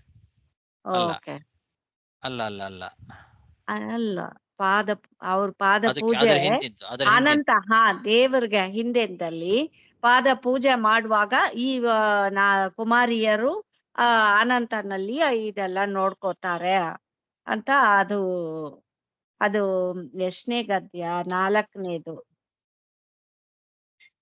ನಾಗರಾಜರುಗಳು ಇವನಿಗೆ ಅನಂತನಿಗೆ ಪಾದ ಪೂಜೆ ಮಾಡೋದು. ಅವರು ಮುಂದೆನೆ ಇರ್ತಾರೆ, ಫ್ರಂಟ್ ಅಲ್ಲೇ ಇದ್ದಾರೆ ಅಂತ ಅರ್ಥ. ಇನ್ನೊಂದು ಆಚಾರ ಇದನ್ನ ಬಂದು ನೋಡಿದವರು ಬಂದು ಸನತ್ ಕುಮಾರ ದೃಷ್ಟಕ ಅಲ್ಲಿ ಎಲ್ಲೋ ನಮಗೆ ಅಲ್ಲಿ ಬೇಕಾದ್ರೆ ವಿವರಣೆ ಕೊಡುವ ಒಂದು ಸ್ವಲ್ಪ. ಈ ಮಂತ್ರನ ಬಂದು ಸನತ್ ಕುಮಾರ ದೃಷ್ಟಕ ನಾಮ್ನಾ ಋಷಿನಾ ದೃಷ್ಟಕ ನೋಡಿ ಕೇಳಬೇಕು ಅಂತೀರಾ? ಇಲ್ಲ, ಅಲ್ಲಿ ನಾವೆಲ್ಲ ಕಥಾ ಬಂದರೆ ಅದು ನಮಗೆ ಬಂದು ಸ್ವಲ್ಪ ವಿವರ ಸಿಕ್ಕುವ ಒಂದು. ಸನತ್ ಕುಮಾರ್ ಬಂದು ಸಹಸ್ರ ಮಾಡಿರ ಹೆಂಗೆ ಸಹಸ್ರ ಮಾಡ್ತಾರೋ ವಿವರ ಬರುವ ಒಂದು. ನಾವು ಸನತ್ ಕುಮಾರನ ಕಥೆ ನೋಡಿರೋ ಅದರ ಶೇಷನ ಬಂದು ಈ ತರ ದೃಷ್ಟದ ಮಾಡಿರ ಎಂಬ ಕಥೆ ನಾವು ನೋಡಲ್ಲ. ಅಲ್ಲಿ ಎಲ್ಲ ಬಂದ್ರೆ ನಿಮಗೆ ಅಲ್ಲಿ ಸ್ವಲ್ಪ ವಿವರಣ ಬರುವ ಒಂದು ಇಲ್ಲವಾ? ಈ ಮಂತ್ರನ ಬಂದು ಅವ್ರ ಸಂಕರ್ಷಣ ದೇವರು ಸನತ್ ಕುಮಾರ್ ಅವ್ರಗ ಭಾಗವತ ಇದ್ ಮಾಡ್ತಾರೆ ಎಲ್ಲ, ಹೇಳ್ತಾರೆ ಎಲ್ಲ. ಅದರಲ್ಲಿ ಬರ್ಬೋದಾ?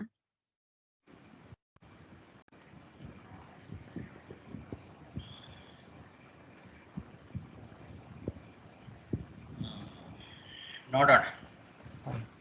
ನಂಗೆ ಇನ್ನೊಂದು ಡೌಟ್ ಆಚಾರ, ನಿನ್ನ ಪಾಠದಲ್ಲಿ ರಸಾತಲ ಬಗ್ಗೆ ನಾವು ನೋಡಿರೋ ಒಂದು ಕೆಳಗಿನ ಲೋಕ ಬಂದು 10,000 ವಿಸ್ತೀರ್ಣ ಮತ್ತು 10,000 ಹೈಟ್, ರೈಟ್? ಹಂಗೇನು ನಾವು ನೋಡಿರೋ ನಾವು ಅದೋಡ ಅಳತೆ. ನಾವು ಬಂದು ಭೂಮಂಡಲ ಬಂದು 7 ಕೋಟಿ ವಿಸ್ತಾರ ಇದನ್ನು ನೋಡಿರಿ ನಾವು, 7 crores, ರೈಟ್? 7 ಕೋಟಿ ಚಿಲ್ಡ್ರೆ ಹಿರಣ್ಯಕಶಿಪು ತೊಗೊಂಡು ರಸಾದಲ್ಲಿ ತೊಗೊಂಡು ಇಟ್ಟಾನ ಅಂದ್ರೆ ಅದು ಹೆಂಗೆ ಸುರುಟಿಂಡು ಇಡ್ತಾನೆ. 10,000 ಅಗಲದ ಅದ. ಭೂಮಿಯೋಡ ವಿಸ್ತಾರ 7 ಕೋಟಿ ವಿಸ್ತಾರ, ರೈಟ್? 7 ಕೋಟಿ ಲಕ್ಷ ಯೋಜನೆ. ಅದನ್ನ ತೊಗೊಂಡು ರಸಾದಲ್ಲಿ ಇಟ್ಟ ಹಂಗಂದ್ರೆ ಅಲ್ಲಿಂದ ತೊಗೊಂಡ್ಬಿಡ್ತಾರೆ ವರಾಹ ರೂಪ ಪರಮಾತ್ಮ. ಅಲ್ಲಿಂದ ಮೇಲೆ ತುಕಿನ್ ಬರ್ತಾರೆ.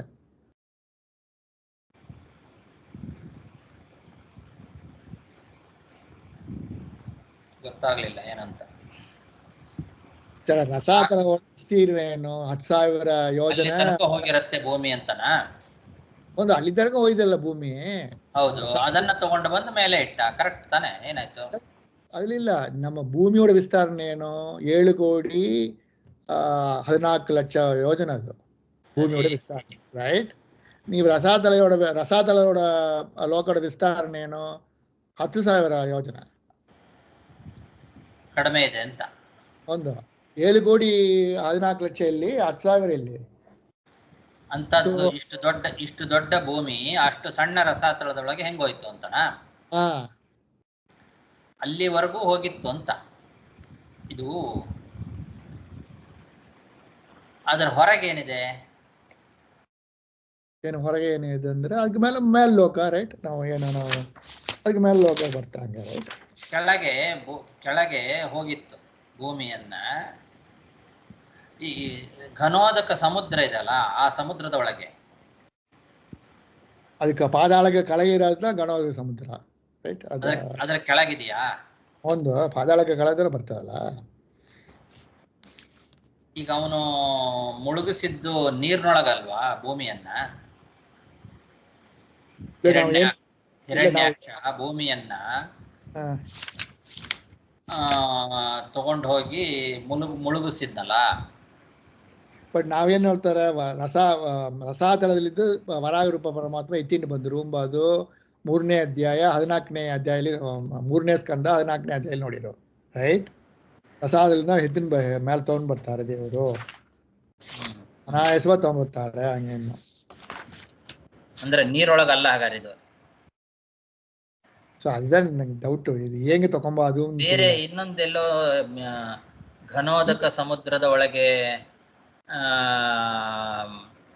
ಎತ್ಕೊಂಡು ಬಂದ ಅಂತ ಬರುತ್ತಲ್ಲ ವರಾಹ.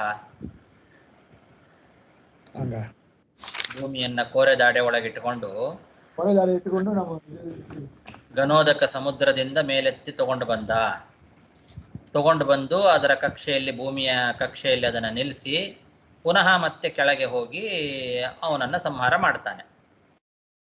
ಆವಾಗಲೇ ಸಂಹಾರ ಮಾಡಿ ಭೂಮಿಯನ್ನ ತಗೊಂಡು ಬರೋದಲ್ಲ.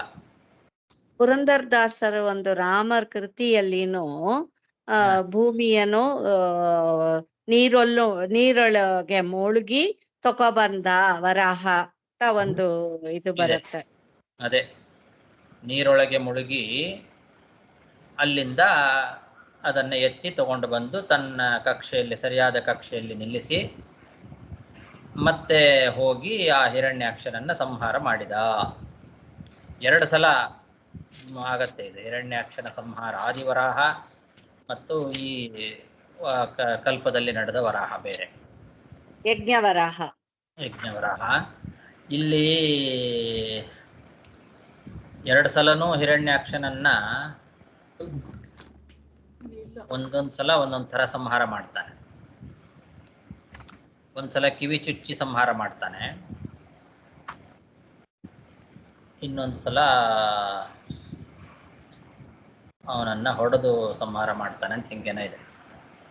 ಬಟ್ ಇಲ್ಲಿ ನಾವು ಆಚಾರ್ಯ ರಸ ಇಲ್ಲಿ ಬಂದು ನಾವು ಕೊಟ್ಟಿದ್ದಾರೆ, ನೀವು 14ನೇ ಅಧ್ಯಾಯ 45ನೇ ಶ್ಲೋಕ, ರೈಟ್?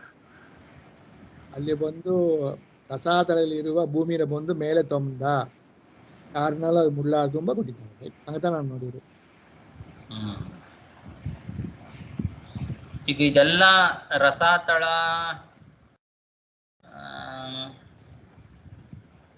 ಈಗ ಕೆಳಗೆ ಹೋದ್ರೆ ನೀರ್ ತಾನೇ ಸಿಗತ್ತೆ ನಮಗೆ. ಪಾತಾಳಕ್ಕೆ ಕೆಳಗೆ ಹೋದ್ರೆ ನೀರು, ಅದು ರೈಟ್. ಪಾತಾಳಕ್ಕಿಂತ ಕೆಳಗೆ ಹೋದ್ರೆ ಮಾತ್ರ ನೀರು, ಅಲ್ಲಿವರೆಗೂ ನೀರಿಲ್ವಾ? ಎಲ್ಲ ಲೋಕದ ನಿಮಗೆ, ರೈಟ್? ಭೂಲೋಕಕ್ಕಿಂತ 10,000 ಯೋಜನೆ ಕೆಳಗೆ ಅತಳ ಲೋಕ ಇದೆ ಅಲ್ವಾ? ಒಂದು ಅದಕ್ಕೆ ಕೆಳಗೆ ಅತಲ ವಿತಲ ಈ 10,000 ಯೋಜನೆ ಏನಿದೆ, ಭೂಲೋಕಕ್ಕಿಂತ ಅತಳ ಲೋಕ ಸಿಗೋ ಮಧ್ಯದಲ್ಲಿ 10,000 ಯೋಜನೆ ಇದೆಲ್ಲ, ಈ 10,000 ಯೋಜನೆ ಇರೋದೇನು? ಅಲ್ಲಿದ ಕಲ್ಲು ಹೇಳಿದ ಅದೇ ಸಪೋರ್ಟ್ ಮಾಡುತ್ತೆ ಅಲ್ಲಿ ಒಂದು ಕಲ್ಲ. ಒಂದು ಈ 10,000 ಯೋಜನೆ ದಪ್ಪ ಕಲ್ಲ. ಆ 10,000 ಯೋಜನೆಯಾಡ ಅತಲಾಂಬ ಲೋಕನ ಬಂದು ಕಳಗ ಬಂದು ಕಲ್ಲುಗಳಿಂದ ಸಪೋರ್ಟ್ ಮಾಡ್ತಾ ಆಧಾರವ ಇದೆ ನಿಮಗೆ. ನಾನ್ ಕೇಳೋದು, ಭೂಲೋಕಕ್ಕಿಂತ ಕೆಳಗೆ 10,000 ಯೋಜನೆ ಕೆಳಗೆ ಅತಳ ಲೋಕ. ಈ 10,000 ಯೋಜನ ಅನ್ನೋ ಭಾಗ ಏನಿದೆ ಅಲ್ಲ, ಗ್ಯಾಪ್, ಈ ಗ್ಯಾಪ್ ಅಲ್ಲಿ ಏನಿದೆ? ಆ ಗ್ಯಾಪ್ ಅಲ್ಲಿ ಇರೋದು ನೀರೇ. ಸರಿ, ಆ ನೀರೇ ಇಟ್ಟರು ಕೂಡ 10,000 ಯೋಜನೆ ನೀರ್ಲಿ ಬಂದು ಹೆಂಗೆ ತೊಗೊಂಡು ಈ ಭೂಮಿ ನಡುವ ಮುಡಿಯೋದು? ಅದ್ರ ಕೆಳಗೆ ಹೋಯ್ತು, ಅದನ್ನು ದಾಟಿ ಅತಳ ದಾಟಿ ವಿತಳ ಹೋಯ್ತು. ಆ ಅತಳಕ್ಕೆ ಮತ್ತು ವಿತಳಕ್ಕೂ ಮತ್ತೆ ಗ್ಯಾಪ್ 10,000 ಯೋಜನೆ ಬರುತ್ತೆ. ಅದನ್ನು ದಾಟಿ ಇನ್ನು ಕೆಳಗೆ ರಸಾತಳದವರೆಗೂ ಕೂಡ ಹೋಗಿತ್ತು ಭೂಮಿ. ಆಗ ಹೋದ್ರೆ ಕೂಡ 70,000 ಯೋಜನೆ ಆಗತ್ತಲ್ವಾ? 7 ಕೋಟಿ 44 ಲಕ್ಷ ನಾವು ನೋಡಿರ್ಲ ನಾವು ಭೂಮಿ ವಿಸ್ತಾರ. ಅದು ಹೆಂಗ ಅಲ್ಲಿಗೆ ಹೋಯ್ತು ಅಂತನಾ? ಆದ್ರೂ ನೀರು ವಿಸ್ತಾರವಾಗೇ ಇದೆ. ಈ ಗ್ಯಾಪ್ ನೀರು ಏನಿದೆಲ್ಲ ಅದು ಬಹಳ ವಿಸ್ತಾರವಾಗಿದೆ. ಅಲ್ಲಿ ಆ ಲೋಕ ಮಾತ್ರ ಅಷ್ಟು ಇರೋದು. ಈಗ ನೀವು ಹೇಳ್ತಾ ಇರೋದು ಯಾವುದು ರಸಾತಳ ಅನ್ನೋದು ಎಷ್ಟು ವಿಸ್ತಾರವಾಗಿದೆ? 10,000 ಯೋಜನೆ ಅಗಲ, 10,000 ಯೋಜನೆ ಹೈಟ್, ರೈಟ್, ಡೆಪ್ತ್. ಆದ್ರೆ ಆ ಮಧ್ಯಭಾಗದಲ್ಲಿ ನೀರೇನಿದೆಲ್ಲ ಅದು ಸುತ್ತಲೂ ಕೂಡ ಬೇಕಾದಷ್ಟು ದೊಡ್ಡದಿರುತ್ತೆ. ಅಲ್ಲಿವರೆಗೂ ಹೋಯ್ತು ಅಂದ್ರೆ ಅಷ್ಟು ಕೆಳಗೆ ಹೋಯ್ತು ಅಂತ ಅಷ್ಟೇ ಅರ್ಥ. ನಮಗೆ ನಾವು ನೋಡಲ್ಲ ಅಂತ ಹೇಳ್ತಾನೆ. ನಾವು ಈ ಸೋಫಾರ್ ನಾವು ಪಾಠದಲ್ಲಿ ಏನು ಓದಿದ್ದೇವೆ ಈ ತರ ಒಂದು ಥಿಂಕ್ ಮಾಡ್ತಿರೋದು.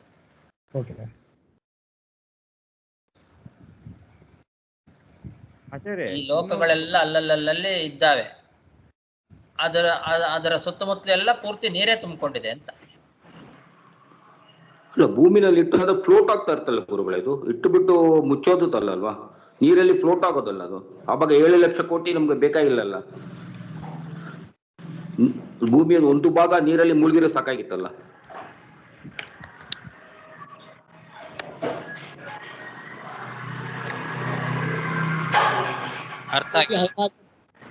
ಅಲ್ಲ, 7 ಲಕ್ಷದ ಸ್ವಚ್ಛ ಕೋಟಿ ವಿಸ್ತಾರ ಇದೆ ಭೂಮಿ ಅಂದ್ರೆ, ಇಲ್ಲಿ 10,000 ಯೋಜನೆ ಇದೆ ಅಂದ್ರೆ 10,000 ಯೋಜನೆ ಇದು ಆ ಗ್ಯಾಪ್ ಅಲ್ಲಿ ನೀರಿದೆ.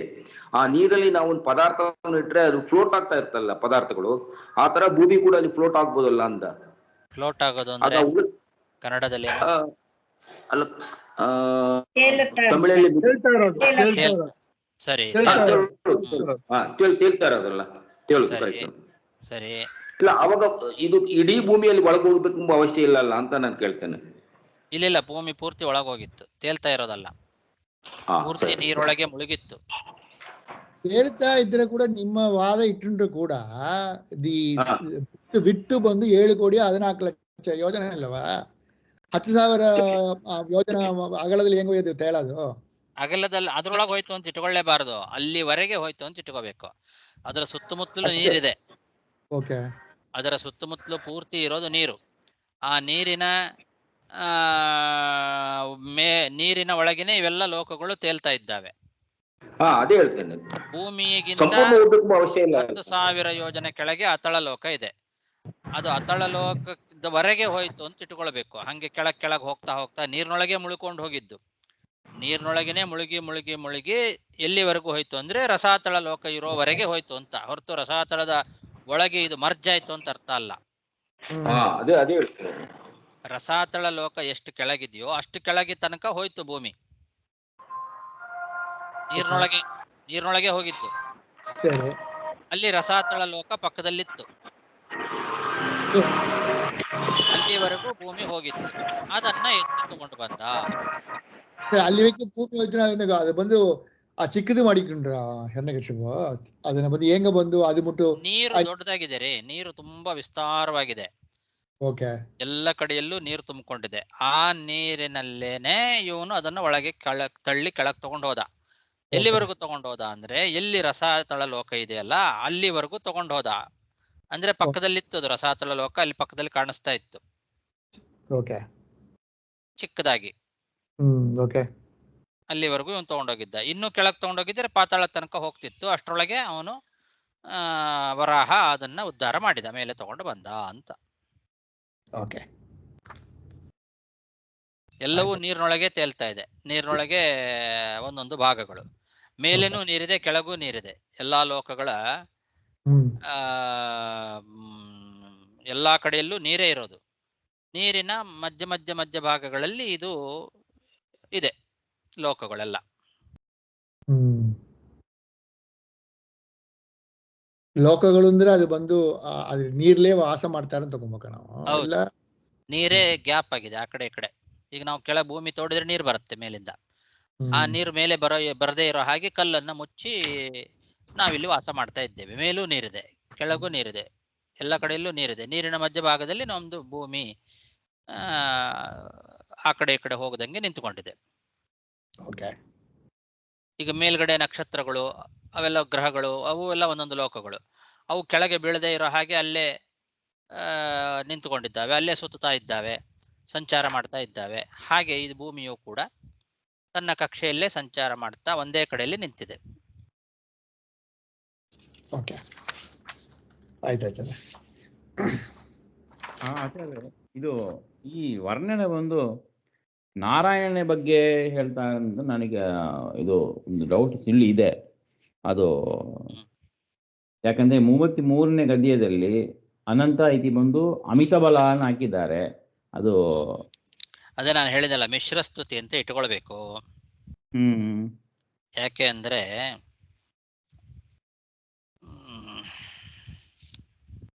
ಇದೆಲ್ಲ ಶೇಷಂದೇ ಇದುವರೆಗೂ ಹೇಳ್ತಾ ಇರೋದು. ಶೇಷದೇವ ಭೂಮಿಯನ್ನು ಧಾರಣೆ ಮಾಡ್ಕೊಂಡು ನಿಂತ್ಕೊಂಡಿದ್ದಾನೆ. ಪ್ರಳಯ ಕಾಲದಲ್ಲಿ ಆ ಶೇಷದೇವರ ಭ್ರೂ ಮಧ್ಯದಿಂದಲೇ ತ್ರಿಶೂಲಪಾಣಿಯಾದ ರುದ್ರದೇವ ಹೊರಗೆ ಬರ್ತಾನೆ. ಈ ಶೇಷದೇವರ ಮಹಿಮೆಯನ್ನೇ ಬ್ರಹ್ಮದೇವರ ಸಭೆಯಲ್ಲಿ ಮುಂದೆ ಹೊಗಳುತ್ತಾರೆ, ಹಾಡಿ ಹೊಗಳುತ್ತಾರೆ. ಬ್ರಹ್ಮಾಂಡವನ್ನು ಹೊತ್ತು ನಿಂತುಕೊಂಡಂತಹ ಶೇಷದೇವ, ಅವನನ್ನೇ ತುಂಬುರು ನಾರದರೆಲ್ಲ ಬ್ರಹ್ಮಸಭೆಯಲ್ಲಿ ಹೊಗಳುತ್ತಾರೆ, ಸ್ತೋತ್ರ ಮಾಡ್ತಾರೆ.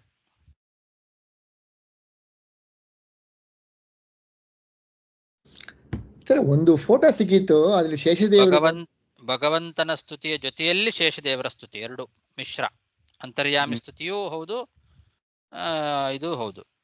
ಮುಖ್ಯವಾಗಿ ಅಂತರ್ಯಾಮಿಯಾದ ಭಗವಂತನ ಸ್ತುತಿ, ಅಮುಖ್ಯವಾಗಿ ಶೇಷ ಸ್ತುತಿ. ಹಾಗೆ ಇಲ್ಲೂ ಕೂಡ ಇಟ್ಟುಕೊಳ್ಬೇಕು ಅಂತ ಮುಂದೆ ನಿರ್ಣಯ ಕೊಡ್ತಾರೆ ಆಚಾರ್ಯ ಅದನ್ನ.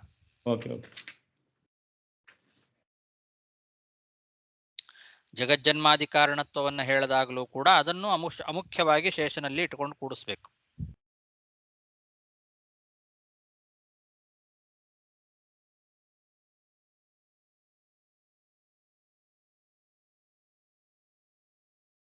ಅದು ಕರೆಕ್ಟ್ ನೀವು ಹೇಳುದು. 41ನೇ ಶ್ಲೋಕದಲ್ಲಿ ತಾತ್ಪರ್ಯ ಕೊಟ್ಟಿದ್ದ ಇಲಾವೃತಸ್ಥ ಇಲಾವೃತಸ್ಥ ಸ್ತುತಿವತ್ ಪಾತಾಳ ಮೂಲ ಸ್ತುತಿ ಯೋಜನೀಯ ಅನಂತ ವಿಷಯ ಹಂಗೆ ಹಾಕಿದ್ದಾರೆ.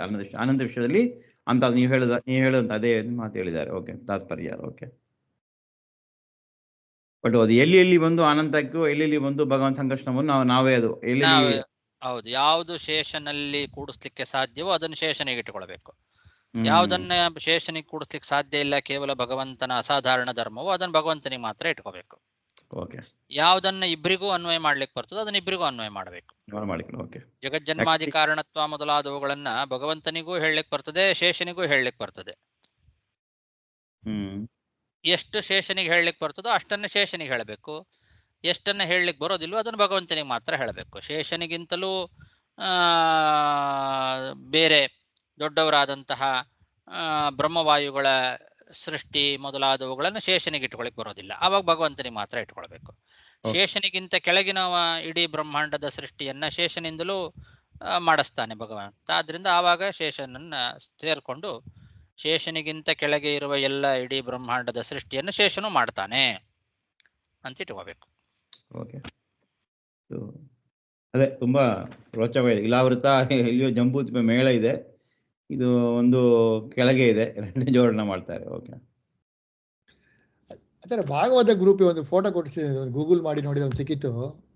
ಅದು ನೋಡ್ರಿ, ಅದ್ರಲ್ಲಿ ಬಂದು ತಳ ಬಂದು ನಡುವಲ್ಲಿ ಇದೆ, ಅವನಿಯ ತೋಳಿಂದ ಹಂಗೆ ಪಣಗಳು ಹೋಗ್ತಾ அந்த மாதிரி ಒಂದು ಚಿತ್ರ ಮಾಡಿದ್ದಾರೆ.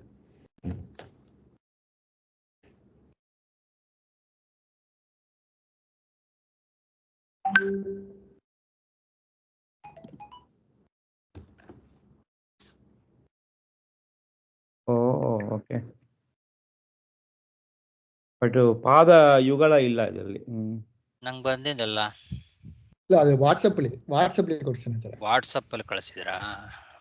ಭಾಗವತ ಗ್ರೂಪ್ ನನ್ನ ಮೊಬೈಲ್ ಎಲ್ಲೋ ಬೇರೆ ಇದೆ.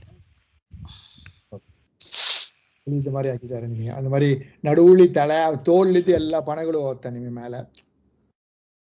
ಒಂದು ಕಿಮಿಯ ಮುಟ್ಟು ಕುಂಡಲಾಗಿದೆ. ಅದು ವೀಣೆ ಇಟ್ಟಿದ್ದಾರೆ. ಅದು ವೀಣೆ ಹೆಂಗೆ ಇಟ್ಟಿದ್ದಾರೆ ಅಂತೆಲ್ಲ, ವೀಣೆಯ ಏನು ಇಷ್ಟು ತಿಳಿಲ್ಲ ಅದು.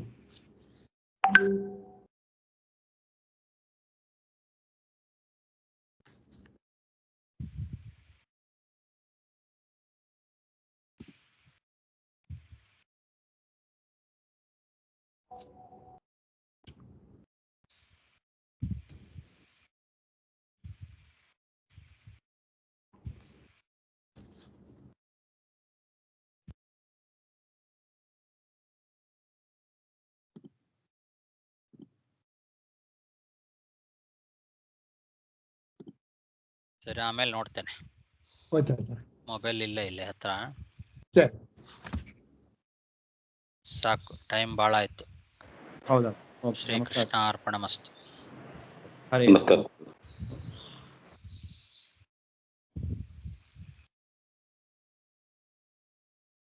ನಮಸ್ಕಾರ ಗುರುಗಳೇ.